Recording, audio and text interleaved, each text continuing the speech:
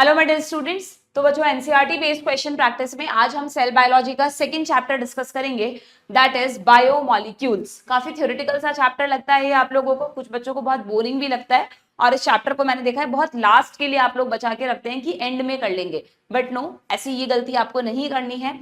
Biomolecules बिल्कुल cell के जितना ही इंपॉर्टेंट चैप्टर है। सेल बायोलॉजी में आप सेल का स्ट्रक्चर पढ़ते हैं। सेल का स्ट्रक्चर तो हमें समझ में आ जाता है कि फिजिकली सेल में क्या क्या चीजें हैं, किस तरह से है, जो हमने इसके प्रीवियस चैप्टर में देखा, बट उसका केमिकल कंपोजिशन क्या है। बायोमॉलिक्यूल्स वर्ड का मतलब है वो मॉलिक्यूल जो एक लाइफ को बना रहे हैं, यानी सेल, जैसे हम पढ़ते हैं सेल मेम्ब्रेन, तो नाउ वी नो कि भाई सेल मेम्ब्रेन जो है वो लिपिड्स एंड प्रोटीन्स की बनी हुई है, बट लिपिड्स एंड प्रोटीन्स का केमिकल नेचर क्या है, प्रोटीन्स का खुद का स्ट्रक्चर क्या होता है। जैसे इतनी बेसिक नॉलेज तो आप सबको होगी कि भाई प्रोटीन्स जो है वो अमीनो एसिड्स की एक चेन है, तो अमीनो एसिड भी एग्जैक्टली जैसे आप केमिस्ट्री में आपको हर चीज का केमिकल फॉर्मूला पता होता है, वैसे ही ये chapter is like a chemistry, है ना।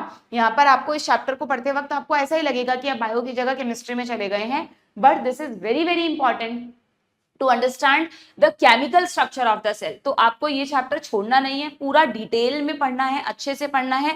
कोई भी सोर्स अगर आपके पास और नहीं है, अब तक आपको ये चैप्टर समझ नहीं आया, तो आई वुड से कि जो मैंने NCERT line to line series में इस चैप्टर के सेशंस अपलोड किए हैं, लिंक डिस्क्रिप्शन बॉक्स में गिवन है, उसे आप एक बार जरूर से देखें। डेफिनेटली आपको ये चैप्टर इंटरेस्टिंग भी लगेगा और आपको समझ में भी आ जाएगा कि बेसिकली हम बने हैं सेल के, और हमारी सेल किन मॉलिक्यूल से बनी है और वो मॉलिक्यूल्स किस तरह का नेचर रखते हैं। ठीक है, ये तो आपको पता है ना कि भाई मेन जो मॉलिक्यूल्स हैं जो सेल को बनाते हैं उनमें चार हैं, है ना, जो मेजर मैक्रो मॉलिक्यूल जिन्हें आप कहते हैं। कार्बोहाइड्रेट्स में जो लंबी लंबी चेन्स हैं, ग्लाइकोजन की, स्टार्च की, है ना, जिनको आप कहते हैं पॉलीसैकेराइड्स, तो वो हमें बना रहे हैं।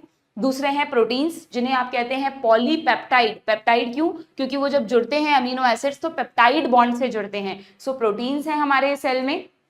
थर्ड हमारे पास है लिपिड्स हालांकि बहुत लॉन्ग चेन्स नहीं होती हैं, बट इस चैप्टर में जब हमने सेशंस लिए थे तब हमने सीखा था कि क्यों लिपिड्स को मैक्रोमॉलिक्यूल्स में रखा गया है। एंड फोर्थ है कौन सा रहा? न्यूक्लिक एसिड्स को डिटेल में आप जेनेटिक्स में पढ़ते ही हैं, डीएनए आरएनए का क्या स्ट्रक्चर है, तो इस चैप्टर में उसका बहुत ही ब्रीफ दे रखा है। ठीक, तो इन चारों मॉलिक्यूल्स का बहुत अच्छे से आपको सब कुछ पता होना चाहिए, जिससे आप ना आगे के चैप्टर्स में चीजों को इजीली कोरिलेट कर सकेंगे। ओके, तो कोई भी बच्चा इस चैप्टर को एंड के लिए नहीं रखेगा, आपको ये चैप्टर पढ़ना भी है, समझना भी है, और फिर मेरे साथ यहाँ पर क्वेश्चन प्रैक्टिस भी करनी है। ओके, चलिए, तो बायोमॉलिक्यूल्स को अगर हम एक बार एनसीईआरटी से देखें बच्चों, तो अगेन यहाँ पर न्यू एंड ओल्ड एनसीईआरटी में थोड़ा सा चेंज है।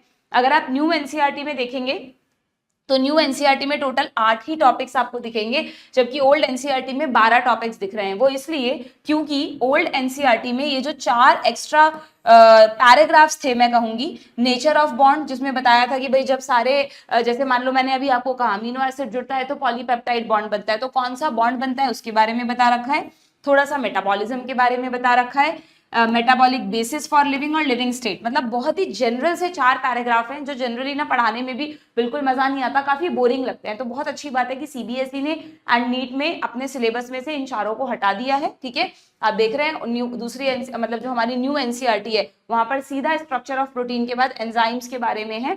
तो जो बच्चे ओल्ड एनसीईआरटी से पढ़ रहे हैं वो इन चारों टॉपिक्स को कट कर दें, 8, 9, 10, 11 ये आपको नहीं पढ़ने। ठीक है, जस्ट नॉलेज के लिए आपको पढ़ना है तो पढ़ लो, बाकी इससे क्वेश्चंस नहीं आएंगे। एंड न्यू एनसीईआरटी से जो पढ़ रहा है उसको तो कुछ कोई दिक्कत है ही नहीं, वो अपना आराम से इस चैप्टर को प्रिपेयर कर सकते हैं। ठीक है, बाकी कोई चेंज इस चैप्टर में नहीं हुआ है। ओके, तो स्टार्ट करें हम क्वेश्चंस को करना। चलिए वन बाय वन देखते हैं। पहले अगर मैं आपको इस चैप्टर का थोड़ा सा बेस दूं स्टार्टिंग का, तो इस चैप्टर में ना स्टार्टिंग में बहुत ही अच्छे तरह से आपको ये सिखाया है कि आप कैसे पता लगाएंगे कि सेल एक्चुअली किन कंपाउंड्स की बनी है, how to analyse chemical composition of the cell, है ना। तो एक बेसिक सा मेथड है जिसके बारे में मैंने आपको डिटेल में पढ़ा रखा है, थोड़ा सा ब्रीफ कर देती हूँ कि अगर हमें सेल्स का केमिकल स्ट्रक्चर जानना है तो हम कोई भी एक टिश्यू लें, चाहे वो पालक के पत्ते हों, चाहे वो कोई एनिमल टिश्यू हो, एनीथिंग आप कुछ भी ले सकते हैं, उसको ग्राइंड किया जाता है। ग्राइंड करके उसको जैसे हम पानी से कोई चीज छानते हैं, यहाँ पे पानी की जगह ट्राइक्लोरोएसिटिक एसिड, जो कि एसिड, क्योंकि हम चाहते हैं कि जब हमने सेल को ग्राइंड कर लिया तो उस सेल में जितने भी एसिड सोल्यूबल सब्सटेंस है वो एसिड के साथ छनकर नीचे चले जाएं। ठीक है, तो हम वो जो हमने ग्राइंड किया है उस मिक्सचर को एक चीज क्लोथ पे रखकर, एक चीज क्लोथ टाइप का या कॉटन टाइप का कपड़ा लेकर उस पर रख देते हैं उस टिश्यू को, ग्राइंड करे हुए टिश्यू को, ठीक है, और उस पर एसिड डालते हैं धीरे धीरे। तो जो एसिड में डिसॉल्व चीजें हैं, छोटे छोटे मॉलिक्यूल्स हैं, वो सब एसिड में डिसॉल्व होकर नीचे आ जाएंगे छनकर। तो जो नीचे छनकर आते हैं उसको तो कहते हैं फिल्ट्रेट, उसको क्या कहेंगे आप, बट ऑब्वियस फिल्ट्रेट, और जो ऊपर रह गया वो कहलाएगा रिटेंटेट। तो जो नीचे छनकर आया है फिल्ट्रेट, वो फिल्ट्रेट एसिड सोल्यूबल है कि नहीं बताओ, बहुत सिंपल है, याद रखना। आपने एसिड डाला तो एसिड में डिसॉल्व होकर जो चीजें नीचे आ रही हैं वो सिंपली एसिड सोल्यूबल पूल है। और जो ऊपर रह गया रिटेंटेट, रिटेंट यानी रहना, रिटेंशन, वो क्या है, वो चीजें हैं जो एसिड में डिसॉल्व नहीं हो पाई एंड उनका साइज भी बड़ा था, तभी तो वो छनकर नीचे नहीं गए। तो जनरली एसिड इनसोल्यूबल फ्रैक्शन जो ऊपर रह जाता है उसमें तो आपको मिलेंगे मैक्रोमोलिक्यूल, ये जो 4 मैंने बताए, lipid, protein, carbohydrate and nucleic acids. और जो छनकर नीचे चला गया उसमें बाकी सारी चीजें हैं। देखो जो एसिड सोल्यूबल पूल है, एसिड सोल्यूबल पूल है, इसमें क्या मिलेगा, थाउजेंड्स ऑफ ऑर्गेनिक कंपाउंड। अब यहां पर भी एक कंफ्यूजन होता है आप लोगों को कि ऑर्गेनिक और इनऑर्गेनिक में क्या डिफरेंस है। आप सब केमिस्ट्री में पढ़ते हैं कि ऑर्गेनिक मतलब, बहुत सिंपल डेफिनेशन बता रही हूं मैं, कि ऑर्गेनिक कंपाउंड्स वो होते हैं जिनमें कार्बन एंड हाइड्रोजन का एक फिक्स रेशो हो, है ना। अब उसके साथ ऑक्सीजन, नाइट्रोजन, सल्फर, ये सब चीजें एडिशनली हो भी सकती हैं और नहीं भी, जैसे CH4, C2H6, मीथेन, इथेन, ये सब ऑर्गेनिक कंपाउंड्स है ना, बेंजीन रिंग, ये सब ऑर्गेनिक कंपाउंड्स है। फिर बहुत सारे होते हैं, आप पढ़ते हैं। तो ऑर्गेनिक कंपाउंड्स अगर मैं यहाँ पे तुम्हें बताऊं तो ये जो 4 मैक्रोमोलिक्यूल के नाम मैंने लिए ये तो ऑर्गेनिक है ही, हमेशा ध्यान रखना। इन 4 में से कोई भी इनऑर्गेनिक नहीं है। यानी तुमको एसिड इनसोल्यूबल फ्रैक्शन में क्या मिला है, एसिड इनसोल्यूबल फ्रैक्शन में तुमको सारे ऑर्गेनिक कंपाउंड्स मिले हैं, पर ऑर्गेनिक कंपाउंड्स कौन से वाले, मैक्रोमोलिक्यूल्स की फॉर्म में जो है। किस फॉर्म में है, मैक्रो, जो बड़े बड़े पॉलीमर्स हैं वो आपको मिले हैं, जिसमें आपको हमेशा 4 याद रखने हैं। कार्बोहाइड्रेट्स, कार्बोहाइड्रेट्स में भी एक्चुअली ना दोनों तरह के कार्बोहाइड्रेट्स होते हैं।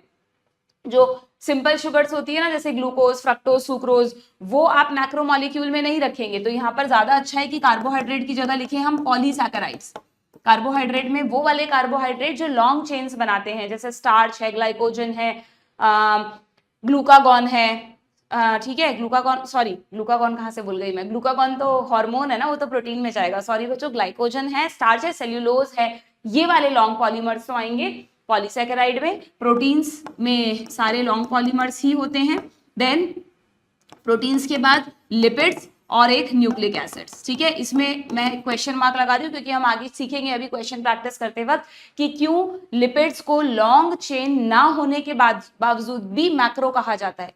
लिपिड्स का स्ट्रक्चर आपने पढ़ा है इस चैप्टर में, कभी भी लिपिड्स में लॉन्ग चेन नहीं होती, फिर क्यों लिपिड्स को मैक्रोमोलिक्यूल के साथ रखा, जबकि बाकी तीनों में लॉन्ग चेन्स हैं। न्यूक्लिक एसिड्स में न्यूक्लियोटाइड की चेन है, प्रोटीन में अमीनो एसिड की चेन है, पॉलीसैकेराइड्स में सिंपल शुगर्स की चेन है। लिपिड्स में चेन नहीं होती है, सिंपल फॉर्मूला होता है, छोटा या बहुत ज्यादा बड़ा नहीं होता। अगर चेन होती भी है तो कार्बन की मैक्सिमम 19-20 कार्बन होते हैं। तो फिर क्यों यहाँ पर इनको रखा, उसका रीजन आगे आएगा। उसमें ये रीजन देते हैं कि जब हम ग्राइंड करते हैं ना तो लिपिड की छोटी छोटी वेसिकल्स बन जाती हैं, है ना, क्योंकि लिपिड क्या है, वाटर में डिसॉल्व नहीं होता, तो लिपिड एसिड में भी डिसॉल्व नहीं होता। और जब हम ग्राइंड करते हैं सेल को तो लिपिड्स की छोटी छोटी वेसिकल्स बन जाती हैं और वो वेसिकल्स फिल्टर होकर नीचे नहीं जाती। तो लिपिड्स भी हमें कहाँ मिलता है, ऊपर एसिड इनसोल्यूबल फ्रैक्शन में मिलता है। इस वजह से लिपिड्स को भी मैक्रोमोलिक्यूल्स के साथ ही रखा गया है, ठीक है। और रही बात जो नीचे छनकर आया है एसिड सोल्यूबल पूल इसकी, तो इसमें भी लिखा है फिर ऑर्गेनिक कंपाउंड, पर ये कौन से ऑर्गेनिक कंपाउंड्स हैं, ये वाले नहीं है। यहाँ पर ऑर्गेनिक कंपाउंड्स का मतलब है सिंपल शुगर्स। जो मोनोमर्स है ना इन सबके, वो भी तो सेल में इंडिविजुअली पड़े होंगे, वो छनकर नीचे जा रहे हैं। जैसे प्रोटीन के मोनोमर्स, अमीनो एसिड जो फ्री स्टेज में पड़े हैं वो छनकर नीचे चले जाएंगे। न्यूक्लिक एसिड्स के न्यूक्लियोटाइड्स पड़े हैं अलग अलग इंडिविजुअल, वो चले जाएंगे। या न्यूक्लियोटाइड जिनके बने हैं शुगर, फॉस्फेट, एन बेस, वो छन के नीचे चले जाएंगे, है ना। और लिपिड्स की छोटी यूनिट्स होती हैं जैसे कि फैटी एसिड्स, ग्लिसरॉल, ये सब छनकर नीचे चले जाएंगे। तो ये जो चीजें हैं और इसके अलावा भी जो भी एक्सेट्रा बहुत सारे दूसरे भी ऑर्गेनिक कंपाउंड्स होते हैं वो जाएंगे एसिड सोल्यूबल पूल में। फर्क समझ रहे हो ना दोनों में। यहां मैंने मोनोमर्स लिखे हैं, वहां पॉलीमर्स लिखे हैं। अगर ये मोनोमर पॉलीमर्स की फॉर्म में है तो ये ऊपर रहेंगे, अगर ये मोनोमर्स की फॉर्म में है तो ये नीचे चले जाएंगे। सेल में यूजुअली दोनों चीजें हमेशा प्रेजेंट होती है, ठीक है। तो ये तो हमने सिर्फ ऑर्गेनिक एनालिसिस किया ना। क्या सेल में कुछ भी इनऑर्गेनिक नहीं है? बहुत कुछ है। सेल में पानी है, सेल में मिनरल्स हैं कितने सारे, आयरन, मैग्नीशियम, कैल्शियम, दुनिया भर के मिनरल सेल में प्रेजेंट होते हैं, वो कहाँ है, उसका कैसे पता चला? तो उसके लिए ये हटा रही हूं मैं, तो उसके लिए यहाँ पर आपको आगे डिस्ट्रक्टिव मेथड दिया है। अगर हम किसी सेल का इनऑर्गेनिक कॉन्स्टिट्यूएंट्स पता लगाना चाहते हैं, है ना, अगर हम सेल के इनऑर्गेनिक कंपाउंड्स का पता लगाना चाहते हैं, जैसे कि सल्फेट हैं, फॉस्फेट हैं, ठीक है। अच्छा सुनो सुनो, एक चीज और बच्चों, हाँ रुको, यहाँ पे पहले एक चीज और देखना कि वो जो हमने देखा ना एसिड सोल्यूबल पूल, उस एसिड सोल्यूबल पूल में थाउजेंड्स ऑफ ऑर्गेनिक कंपाउंड्स तो थे ही, बट कुछ इनऑर्गेनिक कंपाउंड्स भी थे, जैसे कि सल्फेट, फॉस्फेट लिखा है, are also seen in the acid soluble fraction, ठीक है। ये लाइन तो अलग थी, अभी मैं उस डिस्ट्रक्टिव मेथड पे आती हूँ। अब मैं तुम्हें कह रही हूँ कि अगर हम सेल के इनऑर्गेनिक जो एलिमेंट्स हैं अलग अलग पड़े हैं, कंपाउंड्स की फॉर्म में नहीं, PO4 SO4 की फॉर्म में नहीं, फॉस्फोरस अलग पड़ा है, मैग्नीशियम अलग पड़ा है, कैल्शियम, आयरन, ये सब होता है सेल में, उसका पता लगाना चाहते हैं तो उसके लिए हमको एक डिस्ट्रक्टिव मेथड यूज करना पड़ता है, जिसमें हम, आपको पता है, टिश्यू को क्या करते हैं, धीरे धीरे पहले हीट करते हैं जिससे सारा वाटर इवेपोरेट हो जाए, फिर उस टिश्यू को बर्न, उसको वेट कर लेते हैं, पहले फ्रेश वेट, हीट करने के बाद, इवेपोरेट करने के बाद ड्राई वेट, तो हम माइनस कर देंगे तो हमें पता चल जाएगा इस टिश्यू में वाटर का परसेंटेज कितना था। फिर वो जो ड्राई वेट वाला टिश्यू उसको जला देते हैं, और जलाने से बनती है राख यानी कि ऐश। उस ऐश में क्या होता है, उस ऐश में मिनरल्स होते हैं, जो अपन राख किसी भी चीज को जलाकर यूज करते हैं, कई कई चीजों में यूज होती है राख, तो वो क्या है, वो मिनरल्स का रिच सोर्स है, ठीक है।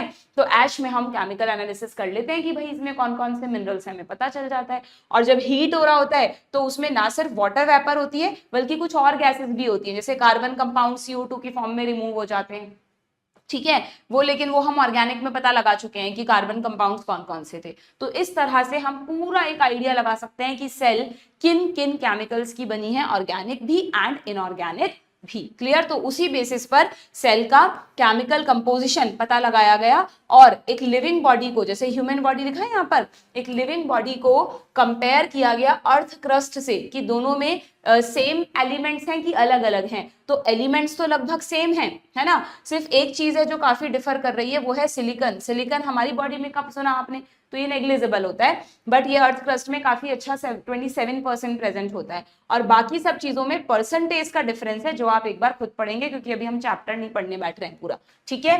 क्लियर है?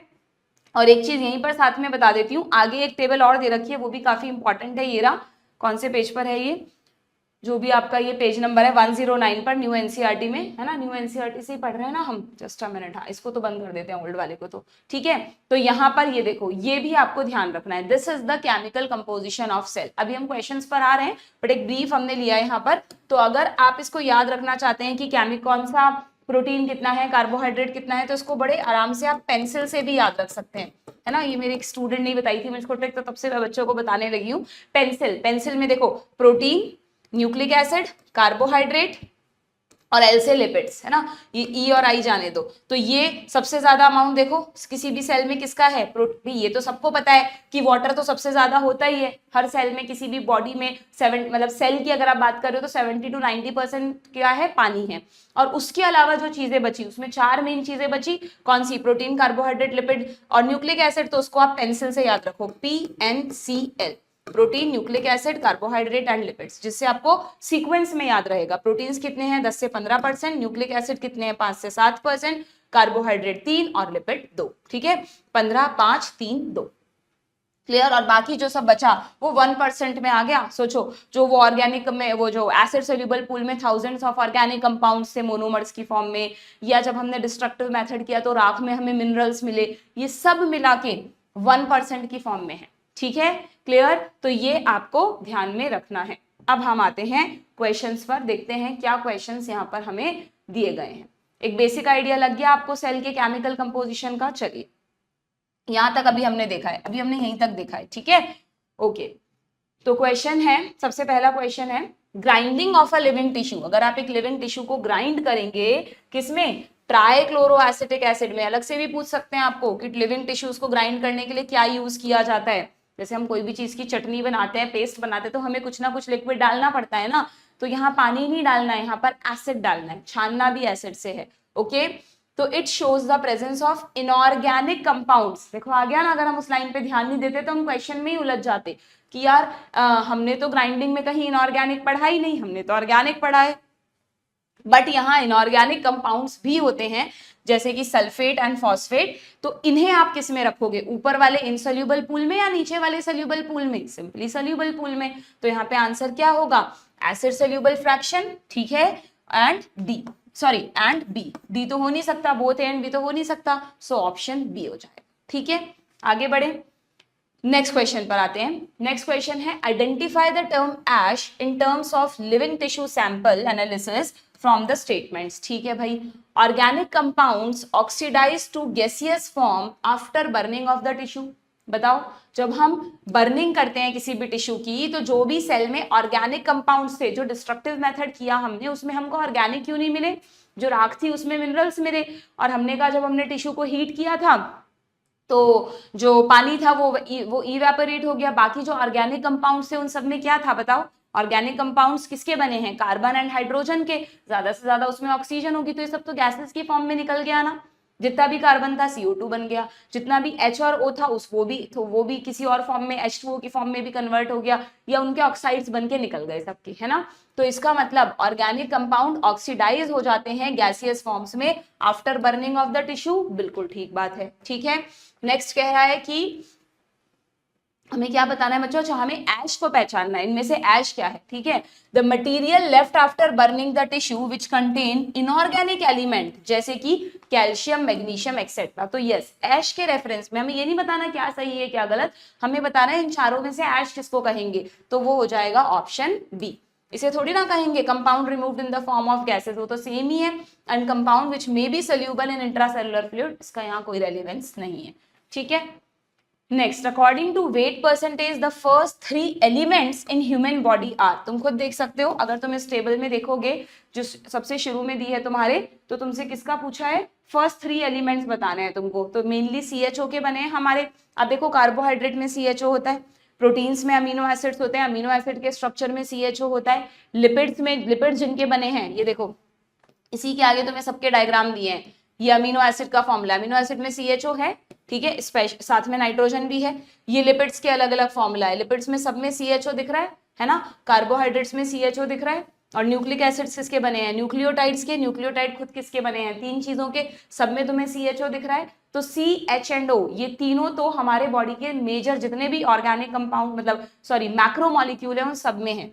तो आपसे ये पूछा है यहाँ पे कि CHO को सीक्वेंस में बताओ, तो आप यहाँ पे क्लियरली देख सकते हो, कार्बन है 18%, ऑक्सीजन है 65%, हाइड्रोजन बहुत कम है, तो इसकी सीक्वेंस क्या हुई, OCH, ठीक है, OCH। तो इसमें आप करेक्ट क्या चूज करोगे बच्चों, ये रहा, सबसे ज्यादा O then C then H, option D, ठीक है। नेक्स्ट क्वेश्चन पर आए। Next question, amino acids are organic compounds, यहां तक ठीक है क्या। अच्छा, अब यहाँ से यहाँ पर आ गए, ठीक है। ये जो स्टार्टिंग में इंट्रो वाला पार्ट है उससे मैंने इतने ही क्वेश्चंस लिए हैं। अब समझना इस चैप्टर में ना, थोड़ा सा इसको क्यों समझ में नहीं आता बच्चों को ये चैप्टर, क्योंकि जब आप पढ़ते हो ना, आप बस एक फ्लो में पढ़ते चले जाते हो, एक पैराग्राफ दूसरा पैराग्राफ, थोड़ी सी ना यहाँ पर हेडिंग्स की कमी है। अगर इस चैप्टर में थोड़ी सी हेडिंग्स और डाल दी जाए तो थोड़ा आसान लगता है आपको। अब यहाँ पर क्या होना चाहिए था, यहाँ पर एक पार्ट एंड हो गया है जहां पर ये आपको केमिकल कंपोजिशन समझा रहे हैं। अब जो हमारे मोनोमर्स हैं, अभी मैंने बताया आपको, अमीनो एसिड बताया, न्यूक्लियोटाइड बताया, सिंपल शुगर्स बताई, लिपिड्स के जो मोनोमर्स हैं उनके बारे में यहाँ पर समझा रखा है। देखो, इसलिए मैं क्या करती हूँ, बच्चों को पढ़ाते वक्त यहाँ पे हेडिंग डलवा देती हूँ, यहाँ पर हेडिंग डाल दो अमीनो एसिड्स। अब ये जो पूरा पैराग्राफ है आपका, ये अमीनो एसिड्स का है, यहाँ तक पूरा अमीनो एसिड्स का है। फिर यहाँ पे नेक्स्ट हेडिंग डाल दो सेकंड लिपिड्स। लिपिड्स के बारे में इस चैप्टर में फिर दोबारा नहीं आएगा, बस लिपिड्स के बारे में जो बताना है आपको इसे एक पैराग्राफ में बता के खत्म कर दिया है। इसी से क्वेश्चंस बनते हैं, आपको कुछ एक्स्ट्रा नहीं पढ़ना है, ठीक है। वैसे MBBS में ना बायोमोलिक्यूल्स एक सब्जेक्ट की फॉर्म में दोबारा आता है, वहां पर आपको बहुत डिटेल में चीजें पढ़नी होती है, तो इसलिए इस चैप्टर के बेसिक्स यहाँ से अच्छे करके जाओ, वरना वहां तुम्हें बहुत दिक्कत आएगी, ठीक है। तो अब कुछ बुक्स में मैंने देखा है, पहले हमें भी पढ़ाते थे, लिपिड्स का पूरा बड़ा क्लासिफिकेशन होता है, conjugated lipid, simple lipid, derive lipids, उनके भी सबके स्ट्रक्चर होते हैं, सबके एग्जाम्पल होते हैं, वो सब पूछते थे पहले नीट में। बट लास्ट 10-15 साल से इस चीज पर क्वेश्चन, लास्ट 10 ईयर्स से एक भी क्वेश्चन इस डिटेल से नहीं आया है, सिर्फ वही चीजें आपको पढ़नी है जो NCERT में है, ठीक है। तो ये लिपिड्स के बारे में हो गया। और ये जो थर्ड पैराग्राफ है छोटा सा, this paragraph is about nucleotides. और आपको पता है ना, जेनेटिक्स जिसने पढ़ रखी है उसको पता होगा, न्यूक्लियोटाइड से पहले न्यूक्लियोसाइड्स बनते हैं। तो न्यूक्लियोसाइड एंड न्यूक्लियोटाइड कहाँ गया, न्यूक्लियोसाइड एंड न्यूक्लियोटाइड में क्या डिफरेंस है वो यहाँ पर आपको बताया है। क्या डिफरेंस है सबको पता है क्या, ये देखो इन डायग्राम्स में भी दिखा देती हूँ मैं आपको सारी चीजें।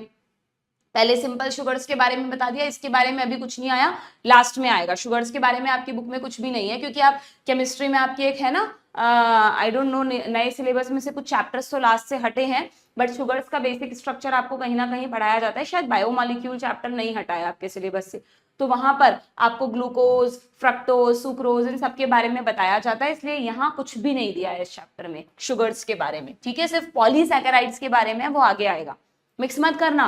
अब तो समझ गए ना आप शुगर और पॉलीसैकेराइड में क्या फर्क है। दोनों कार्बोहाइड्रेट हैं, but sugar is a monomer and polysaccharide in monomers को जोड़ के बनी लंबी चेन है, पॉलीमर है। ठीक है, तो यहाँ पर आपको ग्लूकोज और राइबोज का फॉर्मूला दिया है, आप देख सकते हो क्या, ग्लूकोज में 6 कार्बन होते हैं तो glucose is a hexose sugar, जबकि राइबोज में 5 ही कार्बन होते हैं। डीएनए आरएनए में बनाते हो आप, राइबोज आरएनए में और डीऑक्सीराइबोज डीएनए में, तो it is a pentose sugar. तो बस ज्यादा से ज्यादा आपसे बायो में इस तरह का क्वेश्चन पूछ लेंगे, स्ट्रक्चर दे देंगे, आपको आइडेंटिफाई करने को बोल देंगे, तो आपको ध्यान से देखना है। दोनों में ही एक कार्बन हमेशा रिंग से बाहर होता है। यहाँ पे 5 कार्बन की रिंग है, 6 कार्बन बाहर है, यहाँ पर 4 कार्बन की रिंग है, 5वां कार्बन बाहर है।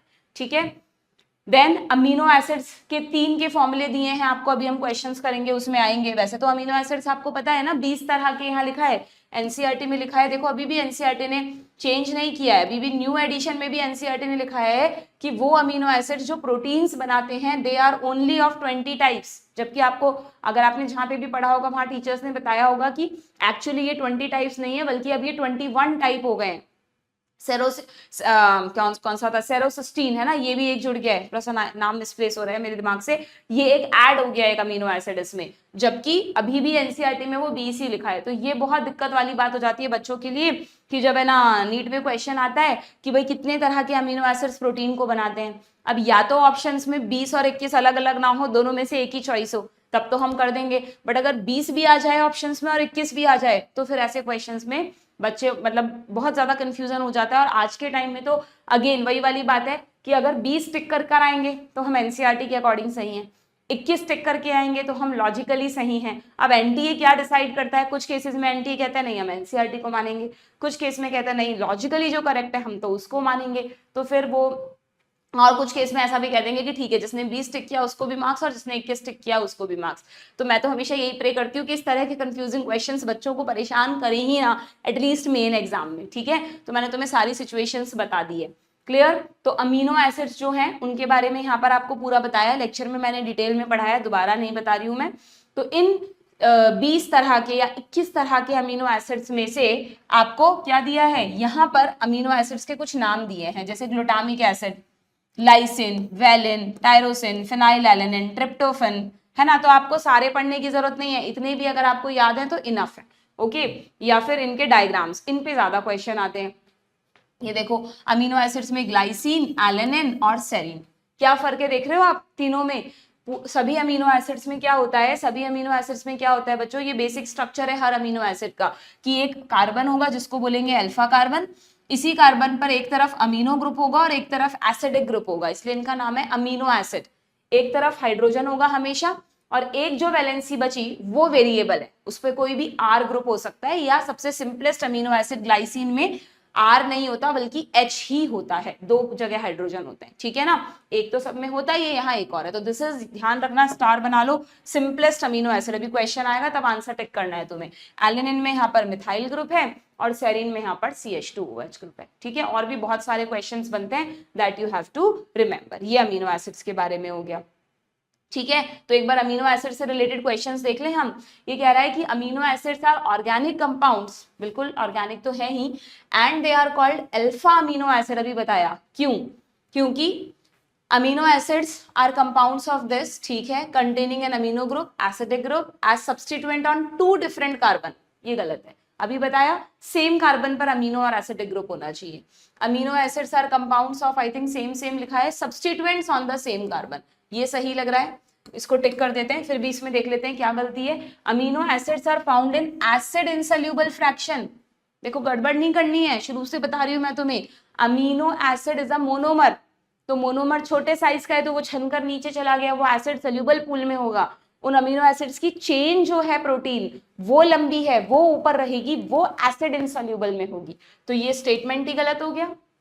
Then amino acids are found in acid insoluble fraction, again ये स्टेटमेंट गलत हो गया। सो सही ऑप्शन क्या है? Option B.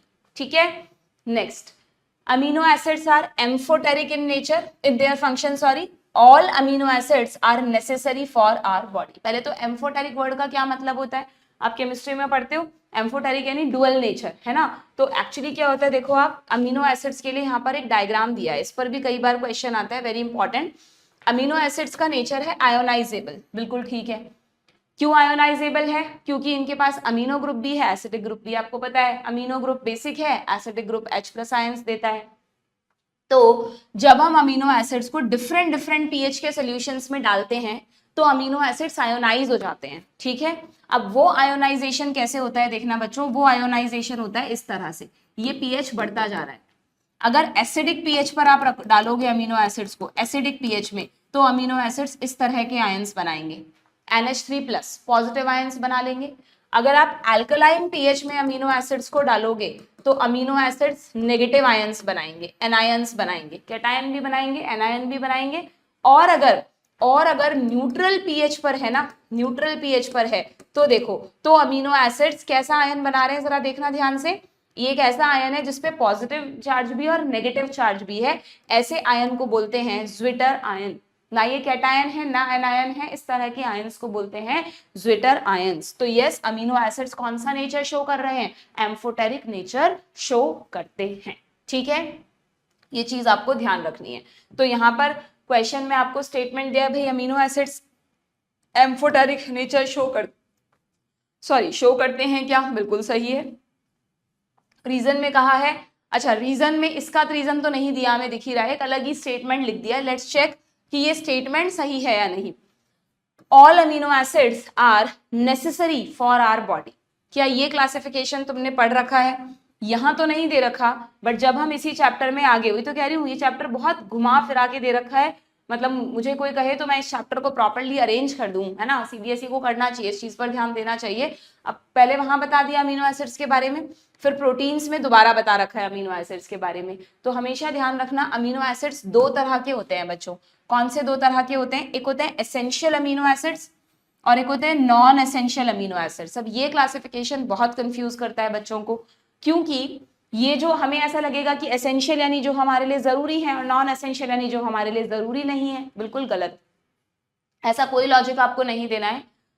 चाहे एसेंशियल है चाहे नॉन एसेंशियल है, दोनों तरह के अमीनो एसिड्स हमारे लिए जरूरी हैं, कंपलसरी हैं, उनका कोई अल्टरनेटिव नहीं है।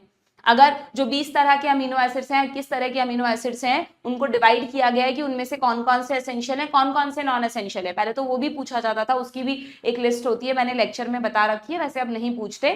लेकिन हमेशा ध्यान रखना, डेफिनेशन वाइज एसेंशियल वर्ड का मतलब होता है they are essential to eat. जो हम डाइट खाते हैं, जो हम खाना खाते हैं, उस खाने में इन अमीनो एसिड्स का होना जरूरी है, इसलिए इनको एसेंशियल कहते हैं। क्यों जरूरी है? क्योंकि ये हमारी बॉडी में नहीं बनते।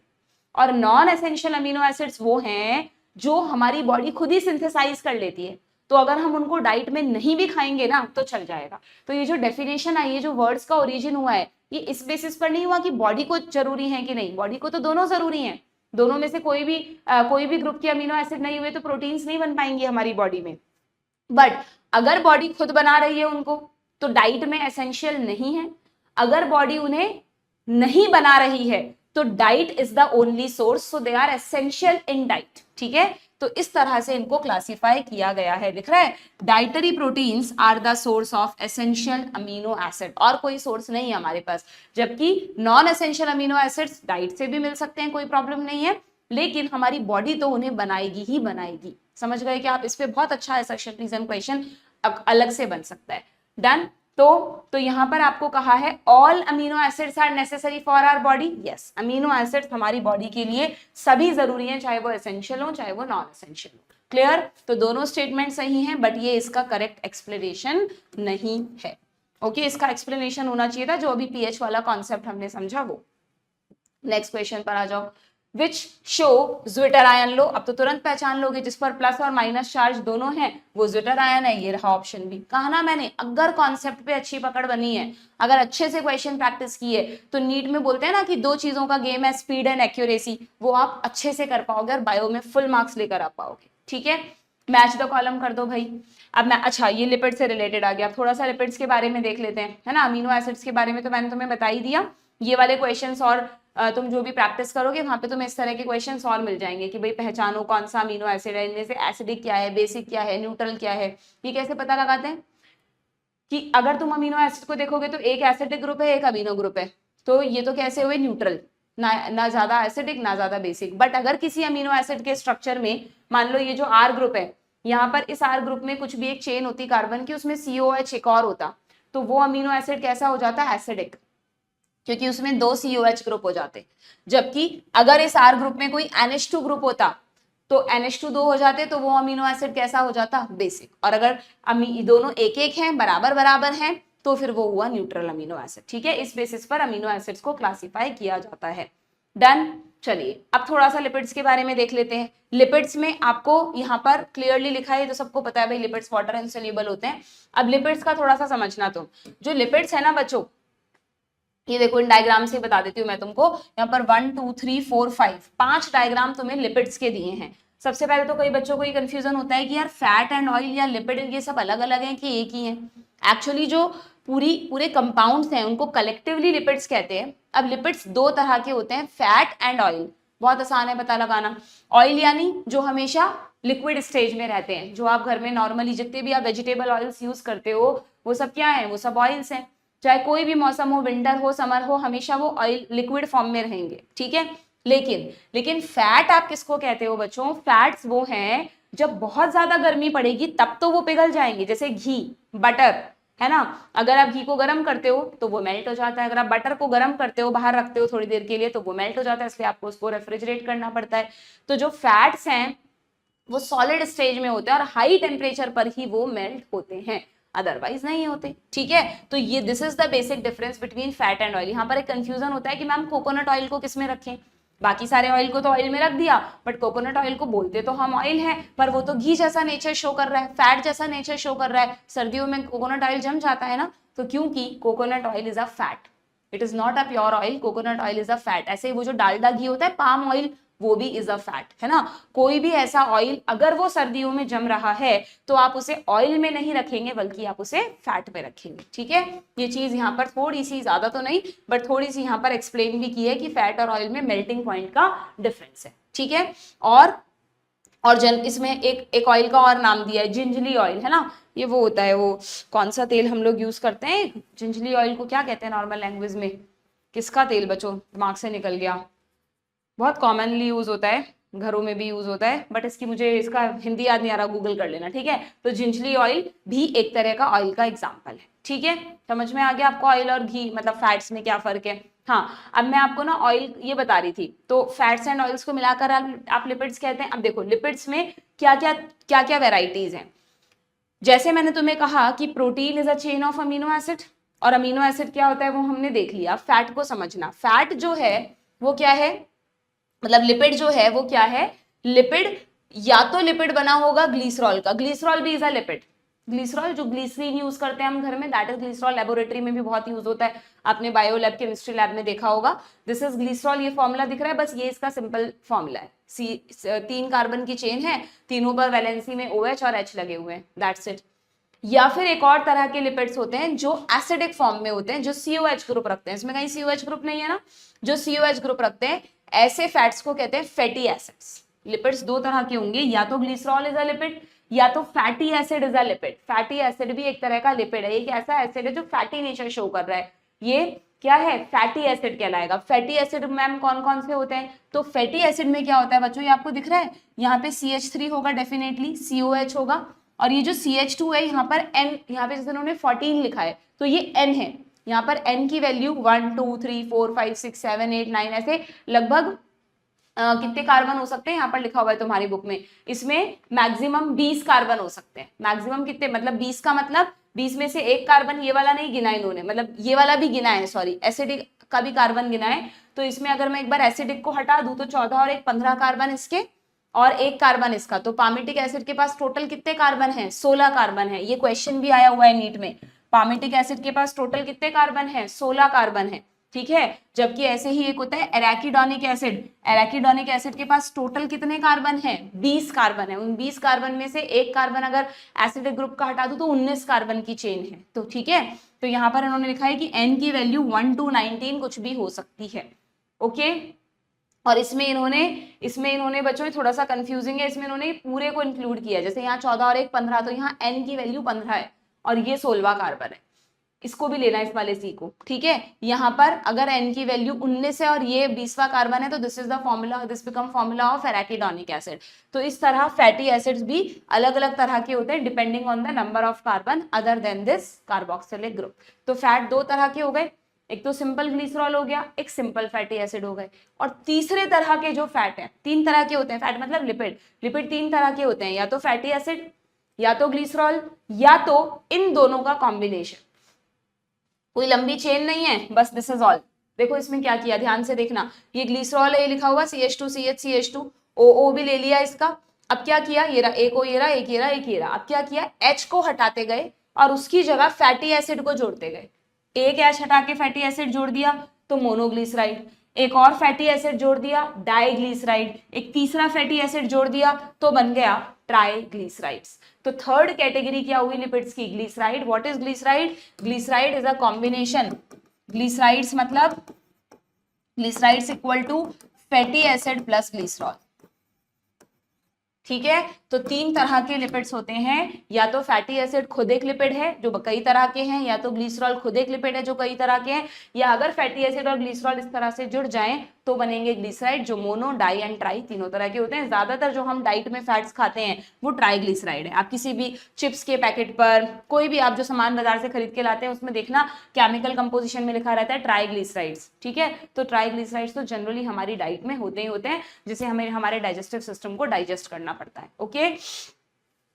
इसके अलावा बच्चों कई तरह के लिपिड्स में अलग अलग क्या कहते हैं डिराइव्ड लिपिड्स भी हैं, जो कॉन्जुगेटेड लिपिड्स भी हैं, अलग अलग तरह के लिपिड्स हैं। तो जैसे यहाँ पर तुम्हें एक एग्जांपल दिया है फॉस्फोलिपिड, ये तो सबको पता है हमारी सेल मेम्ब्रेन किसकी बनी है, लिपिड्स में, फॉस्फोलिपिड्स की। आ गया फॉस्फोलिपिड। फॉस्फोलिपिड भी कई सारे होते हैं, जिसमें से एक कॉमन फॉस्फोलिपिड है लेसिथिन। वेरी वेरी इंपॉर्टेंट, इस पे नीट में कई बार क्वेश्चन आया, इस पे स्टार बना दो, ठीक है। मुझे नहीं लगता इसका पूरा केमिकल फॉर्मूला तुमसे पूछेंगे, बट अगर आइडेंटिफाई करने के लिए आता है तो देखो कितना कॉम्प्लिकेटेड है ये इसका फॉर्मूला। इसमें ना यहाँ पर ये रहा ग्लिसरॉल वाला पार्ट, ये रहा ग्लिसरॉल वाला पार्ट। अब उससे ये फैटी एसिड्स को जोड़ते गए और यहाँ पर तो एक फॉस्फो ग्रुप भी जोड़ दिया, तो ये क्या बन गया, फॉस्फोलिपिड, ठीक है। इसी तरह ये सब जानते हो कोलेस्ट्रॉल, है ना। ये कोलेस्ट्रॉल का ध्यान रखना, 1 2 3 4, इसमें 4 और 5वीं अधूरी रिंग इस तरह का स्ट्रक्चर है। इसका स्ट्रक्चर एक बार तुम्हारी 12th में ह्यूमन हेल्थ एंड डिजीज जो चैप्टर है उसमें ड्रग्स के स्ट्रक्चर दिए हैं, कैनाबिनॉइड्स और ओपियोइड्स, है ना, वो और ये थोड़े मिलते जुलते हैं, तो आप एग्जाम में मिक्स मत कर देना, एक बार उनके स्ट्रक्चर भी साथ के साथ में देख लेना, ठीक है। तो ये हुआ आपका लिपिड्स के बारे में, ओके। लिपिड्स में एक स्फिंगोलिपिड्स भी होते हैं, यहाँ पर एक लाइन लिखिए क्योंकि क्वेश्चन आया हुआ है इसलिए बता रही हूँ। सम टिश्यूज, स्पेशली जो हमारे न्यूरल टिश्यूज होते हैं बच्चों, they have lipids with more complex structure. इसका एग्जाम्पल लिख लेना स्फिंगोलिपिड्स, स्फिंगोलिपिड्स। ये हमारे न्यूरल टिश्यू में काफी कॉम्प्लेक्स लिपिड्स होते हैं, जैसे कि स्फिंगोलिपिड्स, ठीक है, डन। अब इस पे क्वेश्चन देखो क्या पूछा है, अब तुम्हें मैच करना है, मुझे लगता है तुम कर दोगे। फैटी एसिड इनमें से कौन है, अभी बताया था, पामिटिक एसिड। फॉस्फोलिपिड कौन है, अभी बताया था, लेसिथिन। एरोमेटिक अमीनो एसिड ऊपर हमने नाम पढ़ा था, उसमें मैं तुम्हें बताना भूल गई, वहां पे लिखा हुआ है ट्रिप्टोफेन। और एसिडिक अमीनो एसिड, नाम में आ रहा है लास्ट में एसिड, क्योंकि ये एसिडिक अमीनो एसिड होते हैं, जैसे एस्पार्टिक एसिड, ग्लूटामिक एसिड, तो ये एसिडिक में आ गया, ठीक है। तो ए हो गया फोर्थ, बी हो गया थर्ड, ए फोर्थ बी थर्ड, एक ही ऑप्शन में है, ये रहा ऑप्शन बी, डन। आगे बढ़ जाते हैं। Assertion reason, unsaturated fats. अच्छा, ये जो अभी हम फैटी एसिड्स की चेन देख रहे थे उसमें CH3 CH2 ऐसे लिखा हुआ था, तो वो तो सब सिंगल सिंगल बॉन्ड है, बट कई बार वहां पे डबल बॉन्ड्स भी हो सकते हैं। अगर सिंगल बॉन्ड है तो इसका मतलब अब कोई वैलेंसी खाली नहीं है नहीं जुड़ने के लिए, तो वो तो होते हैं सैचुरेटेड फैट्स। और अगर डबल बॉन्ड या ट्रिपल बॉन्ड है तो yes there is a scope कि एक बॉन्ड फ्री हो जाए और वहां पर आके एक नया ग्रुप जुड़ जाए, तो ऐसे फैटी एसिड्स कहलाते हैं अनसैचुरेटेड, मतलब वो अभी सैचुरेट नहीं हुए, उनकी सारी वैलेंसी सैचुरेट नहीं हुई है, सिंपल सा कॉन्सेप्ट है। तो ये कह रहा है कि भाई अनसैचुरेटेड फैट्स में डबल बॉन्ड मिलेगा आपको इन कंपैरिजन टू दिस, और रीजन कह रहा है सैचुरेटेड फैट्स में ओनली सिंगल बॉन्ड मिलेगा। तो दोनों ही सही हैं, बट दोनों एक दूसरे का एक्सप्लेनेशन नहीं है। सो ऑप्शन ए, ठीक है। नेक्स्ट, विच इज करेक्ट, देखो आ गया क्वेश्चन। पामिटिक एसिड है 16 carbon atom including carboxyl carbon. अब तुम बताओ, इंक्लूडिंग कार्बोक्सिल को मिला के 16 कार्बन थे ना, याद करो, 14 तो बीच में लिखे हुए थे, एक इधर 15 और एक इधर 16, तो यस ये बिल्कुल ठीक है। Arachidonic acid has 20 carbon atom excluding carboxyl carbon, ये सही है क्या? एराकिडोनिक एसिड में 20 कार्बन है एक्सक्लूडिंग कार्बोक्सिल कार्बन। देख लो भाई एक बार, फिर भी तुम्हें डाउट है तो फिर से देख लो। एराकिडोनिक में क्या लिखा है? Arachidonic acid has 20 carbon including the carboxyl carbon. Carboxyl मतलब COH वाला। तो ये मैंने जानबूझ के इस स्टेटमेंट को ऐसा चेंज किया जिससे तुम थोड़े से कंफ्यूज, क्वेश्चन कैसे पूछे जाते हैं उसका भी तुम्हें आइडिया लग सके। तो ये तो रॉन्ग हो गया, ये सही हो गया, क्योंकि जनरली इस तरह के क्वेश्चंस में हम बोथ ए एंड बी कर देते हैं। हमारे दिमाग की मेमोरी में कहीं रहता है हाँ 16 इसमें पढ़ा था, 20 इसमें पढ़ा था, हम इन छोटी छोटी चीजों पर ध्यान नहीं देते। बट आपको हर क्वेश्चन को इक्वल इंपॉर्टेंस के साथ एक एक वर्ड को ढंग से पढ़ना है।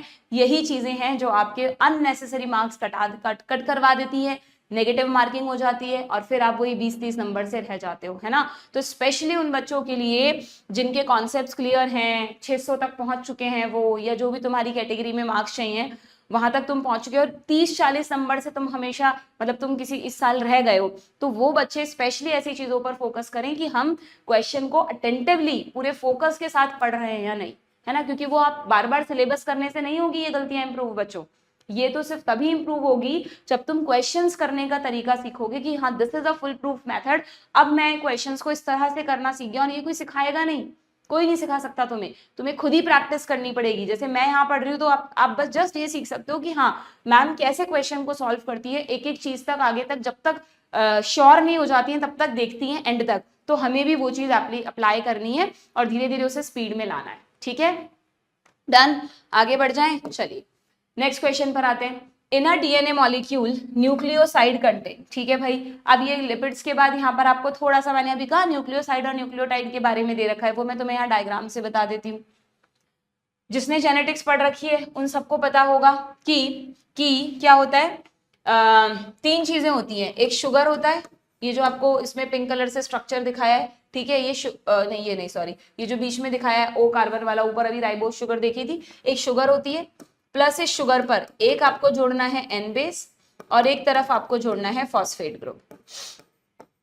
जब तीनों जुड़ जाते हैं तो बन जाता है न्यूक्लियोटाइड, पर तीनों एक साथ तो जुड़ेंगे नहीं। सेंटर में आपने शुगर बैठा दी, ये शुगर है, ये रही, ये पूरा शुगर का फॉर्मूला है, ठीक है। अब ये जो शुगर है, अगर RNA है तो राइबोस शुगर, DNA है तो डीऑक्सीराइबोस शुगर। इस राइबोस शुगर का ये पहला कार्बन होता है, ये दूसरा होता है, ये तीसरा होता है, ये फोर्थ है और ये 5th कार्बन है जो बाहर है रिंग से।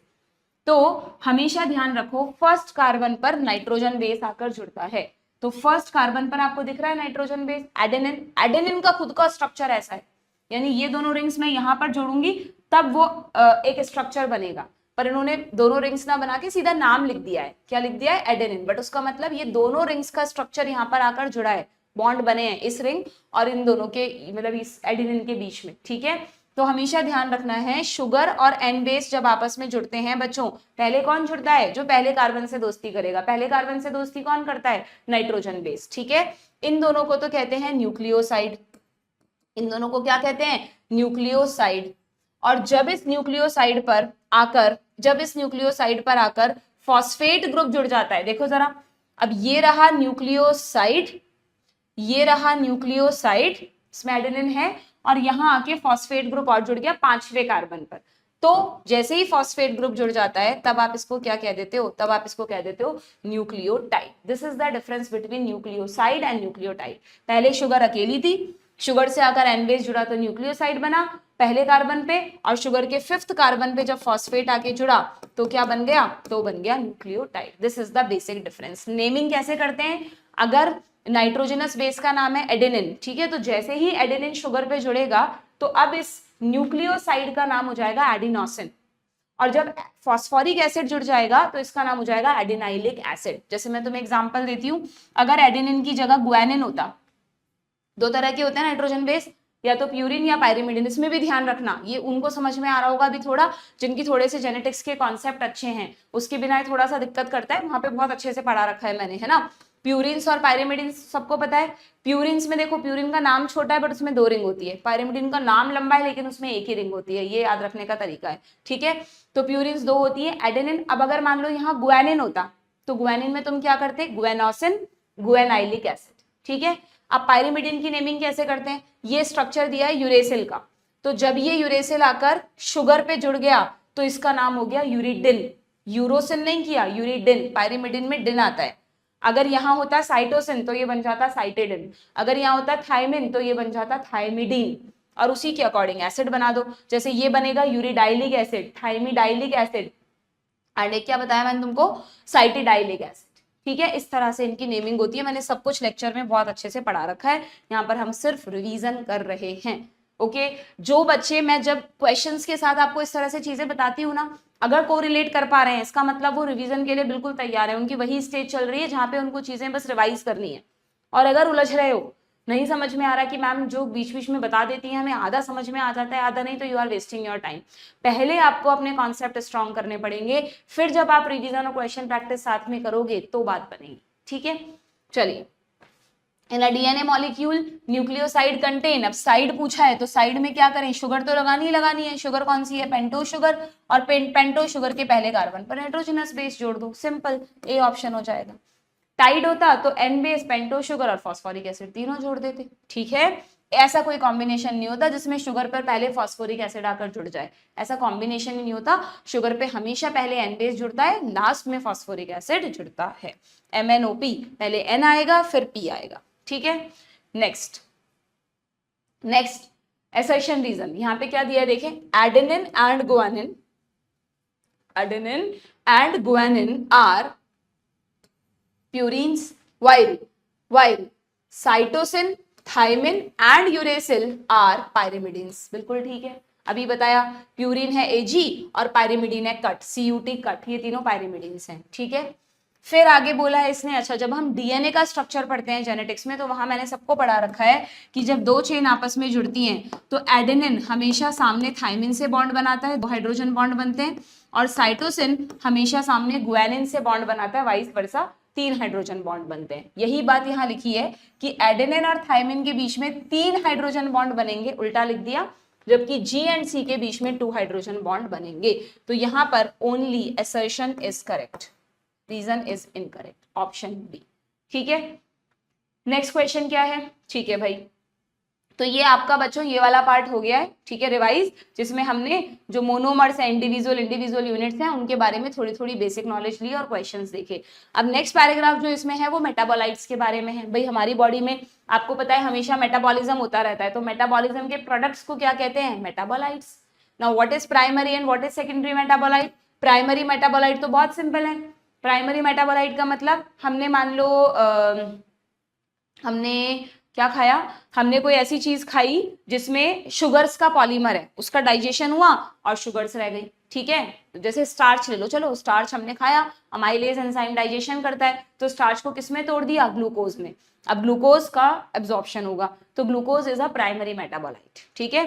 अब ग्लूकोज हमारे सेल्स तक पहुंचा, या तो सेल्स ने उस ग्लूकोज को खत्म कर दिया, ऑक्सीडेशन करके उससे एनर्जी बना ली, या अगर उस ग्लूकोज को किसी और प्रोडक्ट में कन्वर्ट करे और उसको स्टोर करे या कुछ भी और चीज के पर्पस के लिए यूज करे, तो वो होते हैं सेकेंडरी मेटाबोलाइट्स। जैसे अगेन एक एग्जांपल लेते हैं, हमने प्रोटीन्स खाए, प्रोटीन्स का डाइजेशन हुआ और वो बने अमीनो एसिड्स में, तो अमीनो एसिड्स हैं प्राइमरी मेटाबोलाइट, वो एब्जॉर्ब होके सेल्स में गए।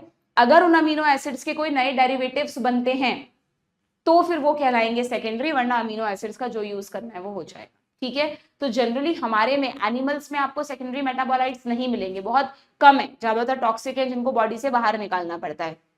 जो सेकेंडरी मेटाबोलाइट्स है वो आपको मिलेंगे बच्चों मेनली प्लांट्स में। यहाँ पर लिखी भी है ये लाइन, यहाँ पर देखो, आपके हो सकता है कभी स्टेटमेंट टाइप क्वेश्चन बनकर आ जाए कि when one analysis plant, fungi and microbes, यानी कि bacteria, we see thousands of compounds other than primary metabolites, जैसे कि आपको प्लांट्स, फंजाई, बैक्टीरिया से एल्कलॉइड्स मिलते हैं, फ्लैवोनॉइड्स मिलते हैं, rubber, essential oil, antibiotics, pigment, scent, gum, spice, ये सब कभी एनिमल से तो नहीं मिलते हमें, क्योंकि जनरली एनिमल्स में जो प्राइमरी मेटाबोलाइट्स है वो यूज हो जाते हैं, वो सेकेंडरी में कन्वर्ट ही नहीं होते, ठीक है। जबकि प्लांट, फंजाई और बैक्टीरिया में वो सेकेंडरी में कन्वर्ट होते हैं और इतने तरह की चीजें बनाते हैं जिनको हम यूज करते हैं, ठीक है। ओके, ध्यान रखेंगे आप लोग ये बात। यहाँ पे कहीं था भी कि एनिमल्स में जो मिल नहीं रहा है, ये in animal tissues, animal tissues में आपको जनरली क्या मिलेगा, देखो, one notice the presence of all compound shown in figure 9.1। अभी जो फिगर हम देख रहे थे ना, प्रोटीन सबके मोनोमर्स, वो आपको एनिमल्स में मिलेंगे, वो तो बट ऑब्वियस सभी में बनते हैं। These are called primary metabolite. तो कंफ्यूज मत होना, कई बच्चे सोचते हैं मैम प्राइमरी मेटाबोलाइट के तो नाम ही नहीं दिए यहाँ पर, कहाँ है प्राइमरी मेटाबोलाइट्स।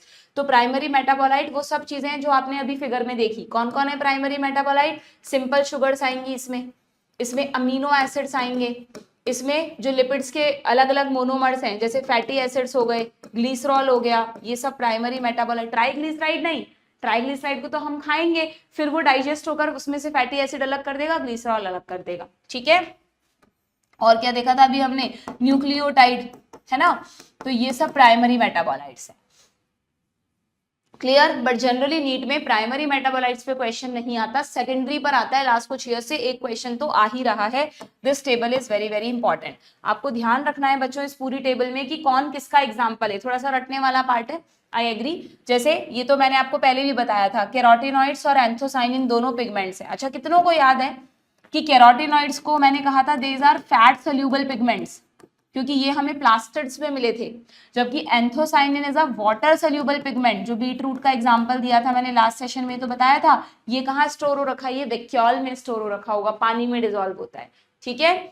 अल्कलॉइड्स में मॉर्फिन, कोडीन, टर्पिनॉइड्स में एसेंशियल ऑयल्स, ये एक ही एग्जांपल दिया, ये याद रखना। लेमन ग्रास ऑयल, इसकी बहुत सारी हर्बल एप्लीकेशंस हैं, हर्बल मेडिसिन में यूज होता है ये, है ना। ये देखो टॉक्सिन्स भी हैं कुछ प्लांट से, एब्रिन और रेसिन, प्लांट के लिए टॉक्सिक नहीं है वो, उनका नेचर टॉक्सिक है, ये भी अलग अलग जगह यूज होते हैं। लैक्टिन्स में ये कई बार आया, कॉन्केवेलिन ए, लैक्टिन है ये एक तरह का, ठीक है।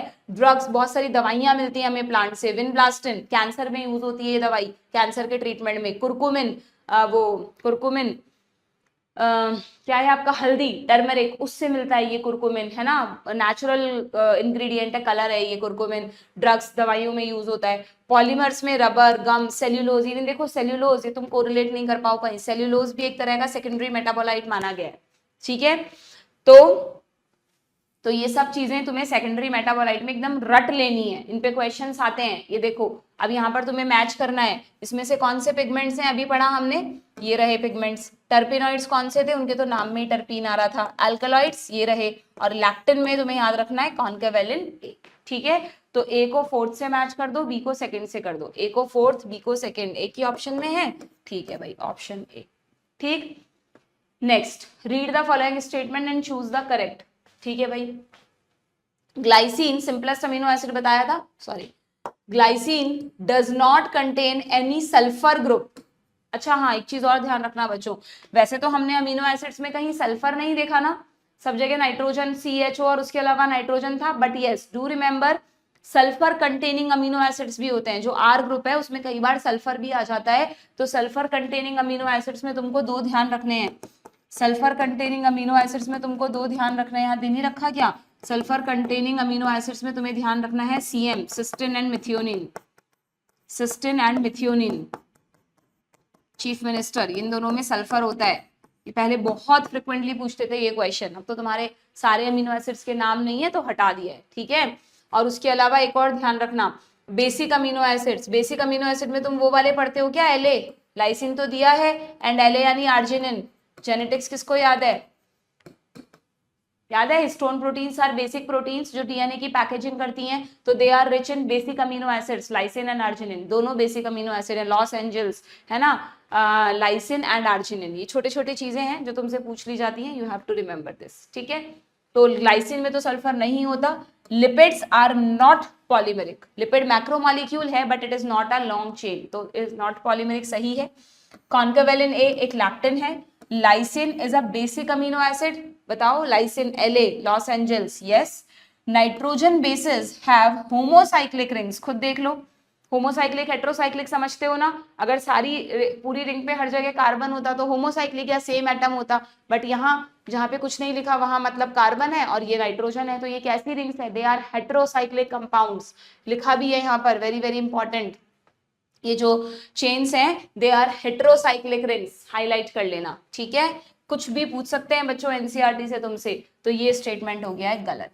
मुझे पता है जब तुम लोग रीड करते हो तो इस तरह से नहीं करते हो, इन छोटे छोटे वर्ड्स पे तुम्हारा ध्यान नहीं जाता, it require lot of experience. बार बार हर साल हम देखते हैं किस तरह के क्वेश्चंस आते हैं, हर साल तुम्हें पढ़ाते हैं, तब जाके ये चीजें समझ में आती हैं। इसीलिए तुम्हें कहा जाता है कि जो भी बच्चा सेल्फ स्टडी कर रहा है उसका मतलब ये नहीं है कि आपको सब कुछ खुद करना है शुरू से लेकर एंड तक, खुद ही पढ़ लिया, खुद ही नोट्स बना लिया, खुद ही क्वेश्चन प्रैक्टिस कर ली, कोई एनालाइज करने वाला, कोई गाइड करने वाला ही नहीं है कि क्या सही कर रहे हो कि गलत। ऐसे नहीं होगा सिलेक्शन, आपको एक कोई ना कोई मेंटोर हर सब्जेक्ट में पकड़ना पड़ेगा जिससे भी आपको फ्रिक्वेंसी मैच करती है। आजकल तो ऑनलाइन का टाइम है, यूट्यूब चैनल्स हैं, सब कुछ हर जगह अवेलेबल है। इट अप टू यू कि आप कितना डेडिकेशन से एक मेंटोर को एक सब्जेक्ट में पकड़ के रखते हैं, तो वो सब्जेक्ट आपका स्ट्रांग हो जाएगा, ठीक है।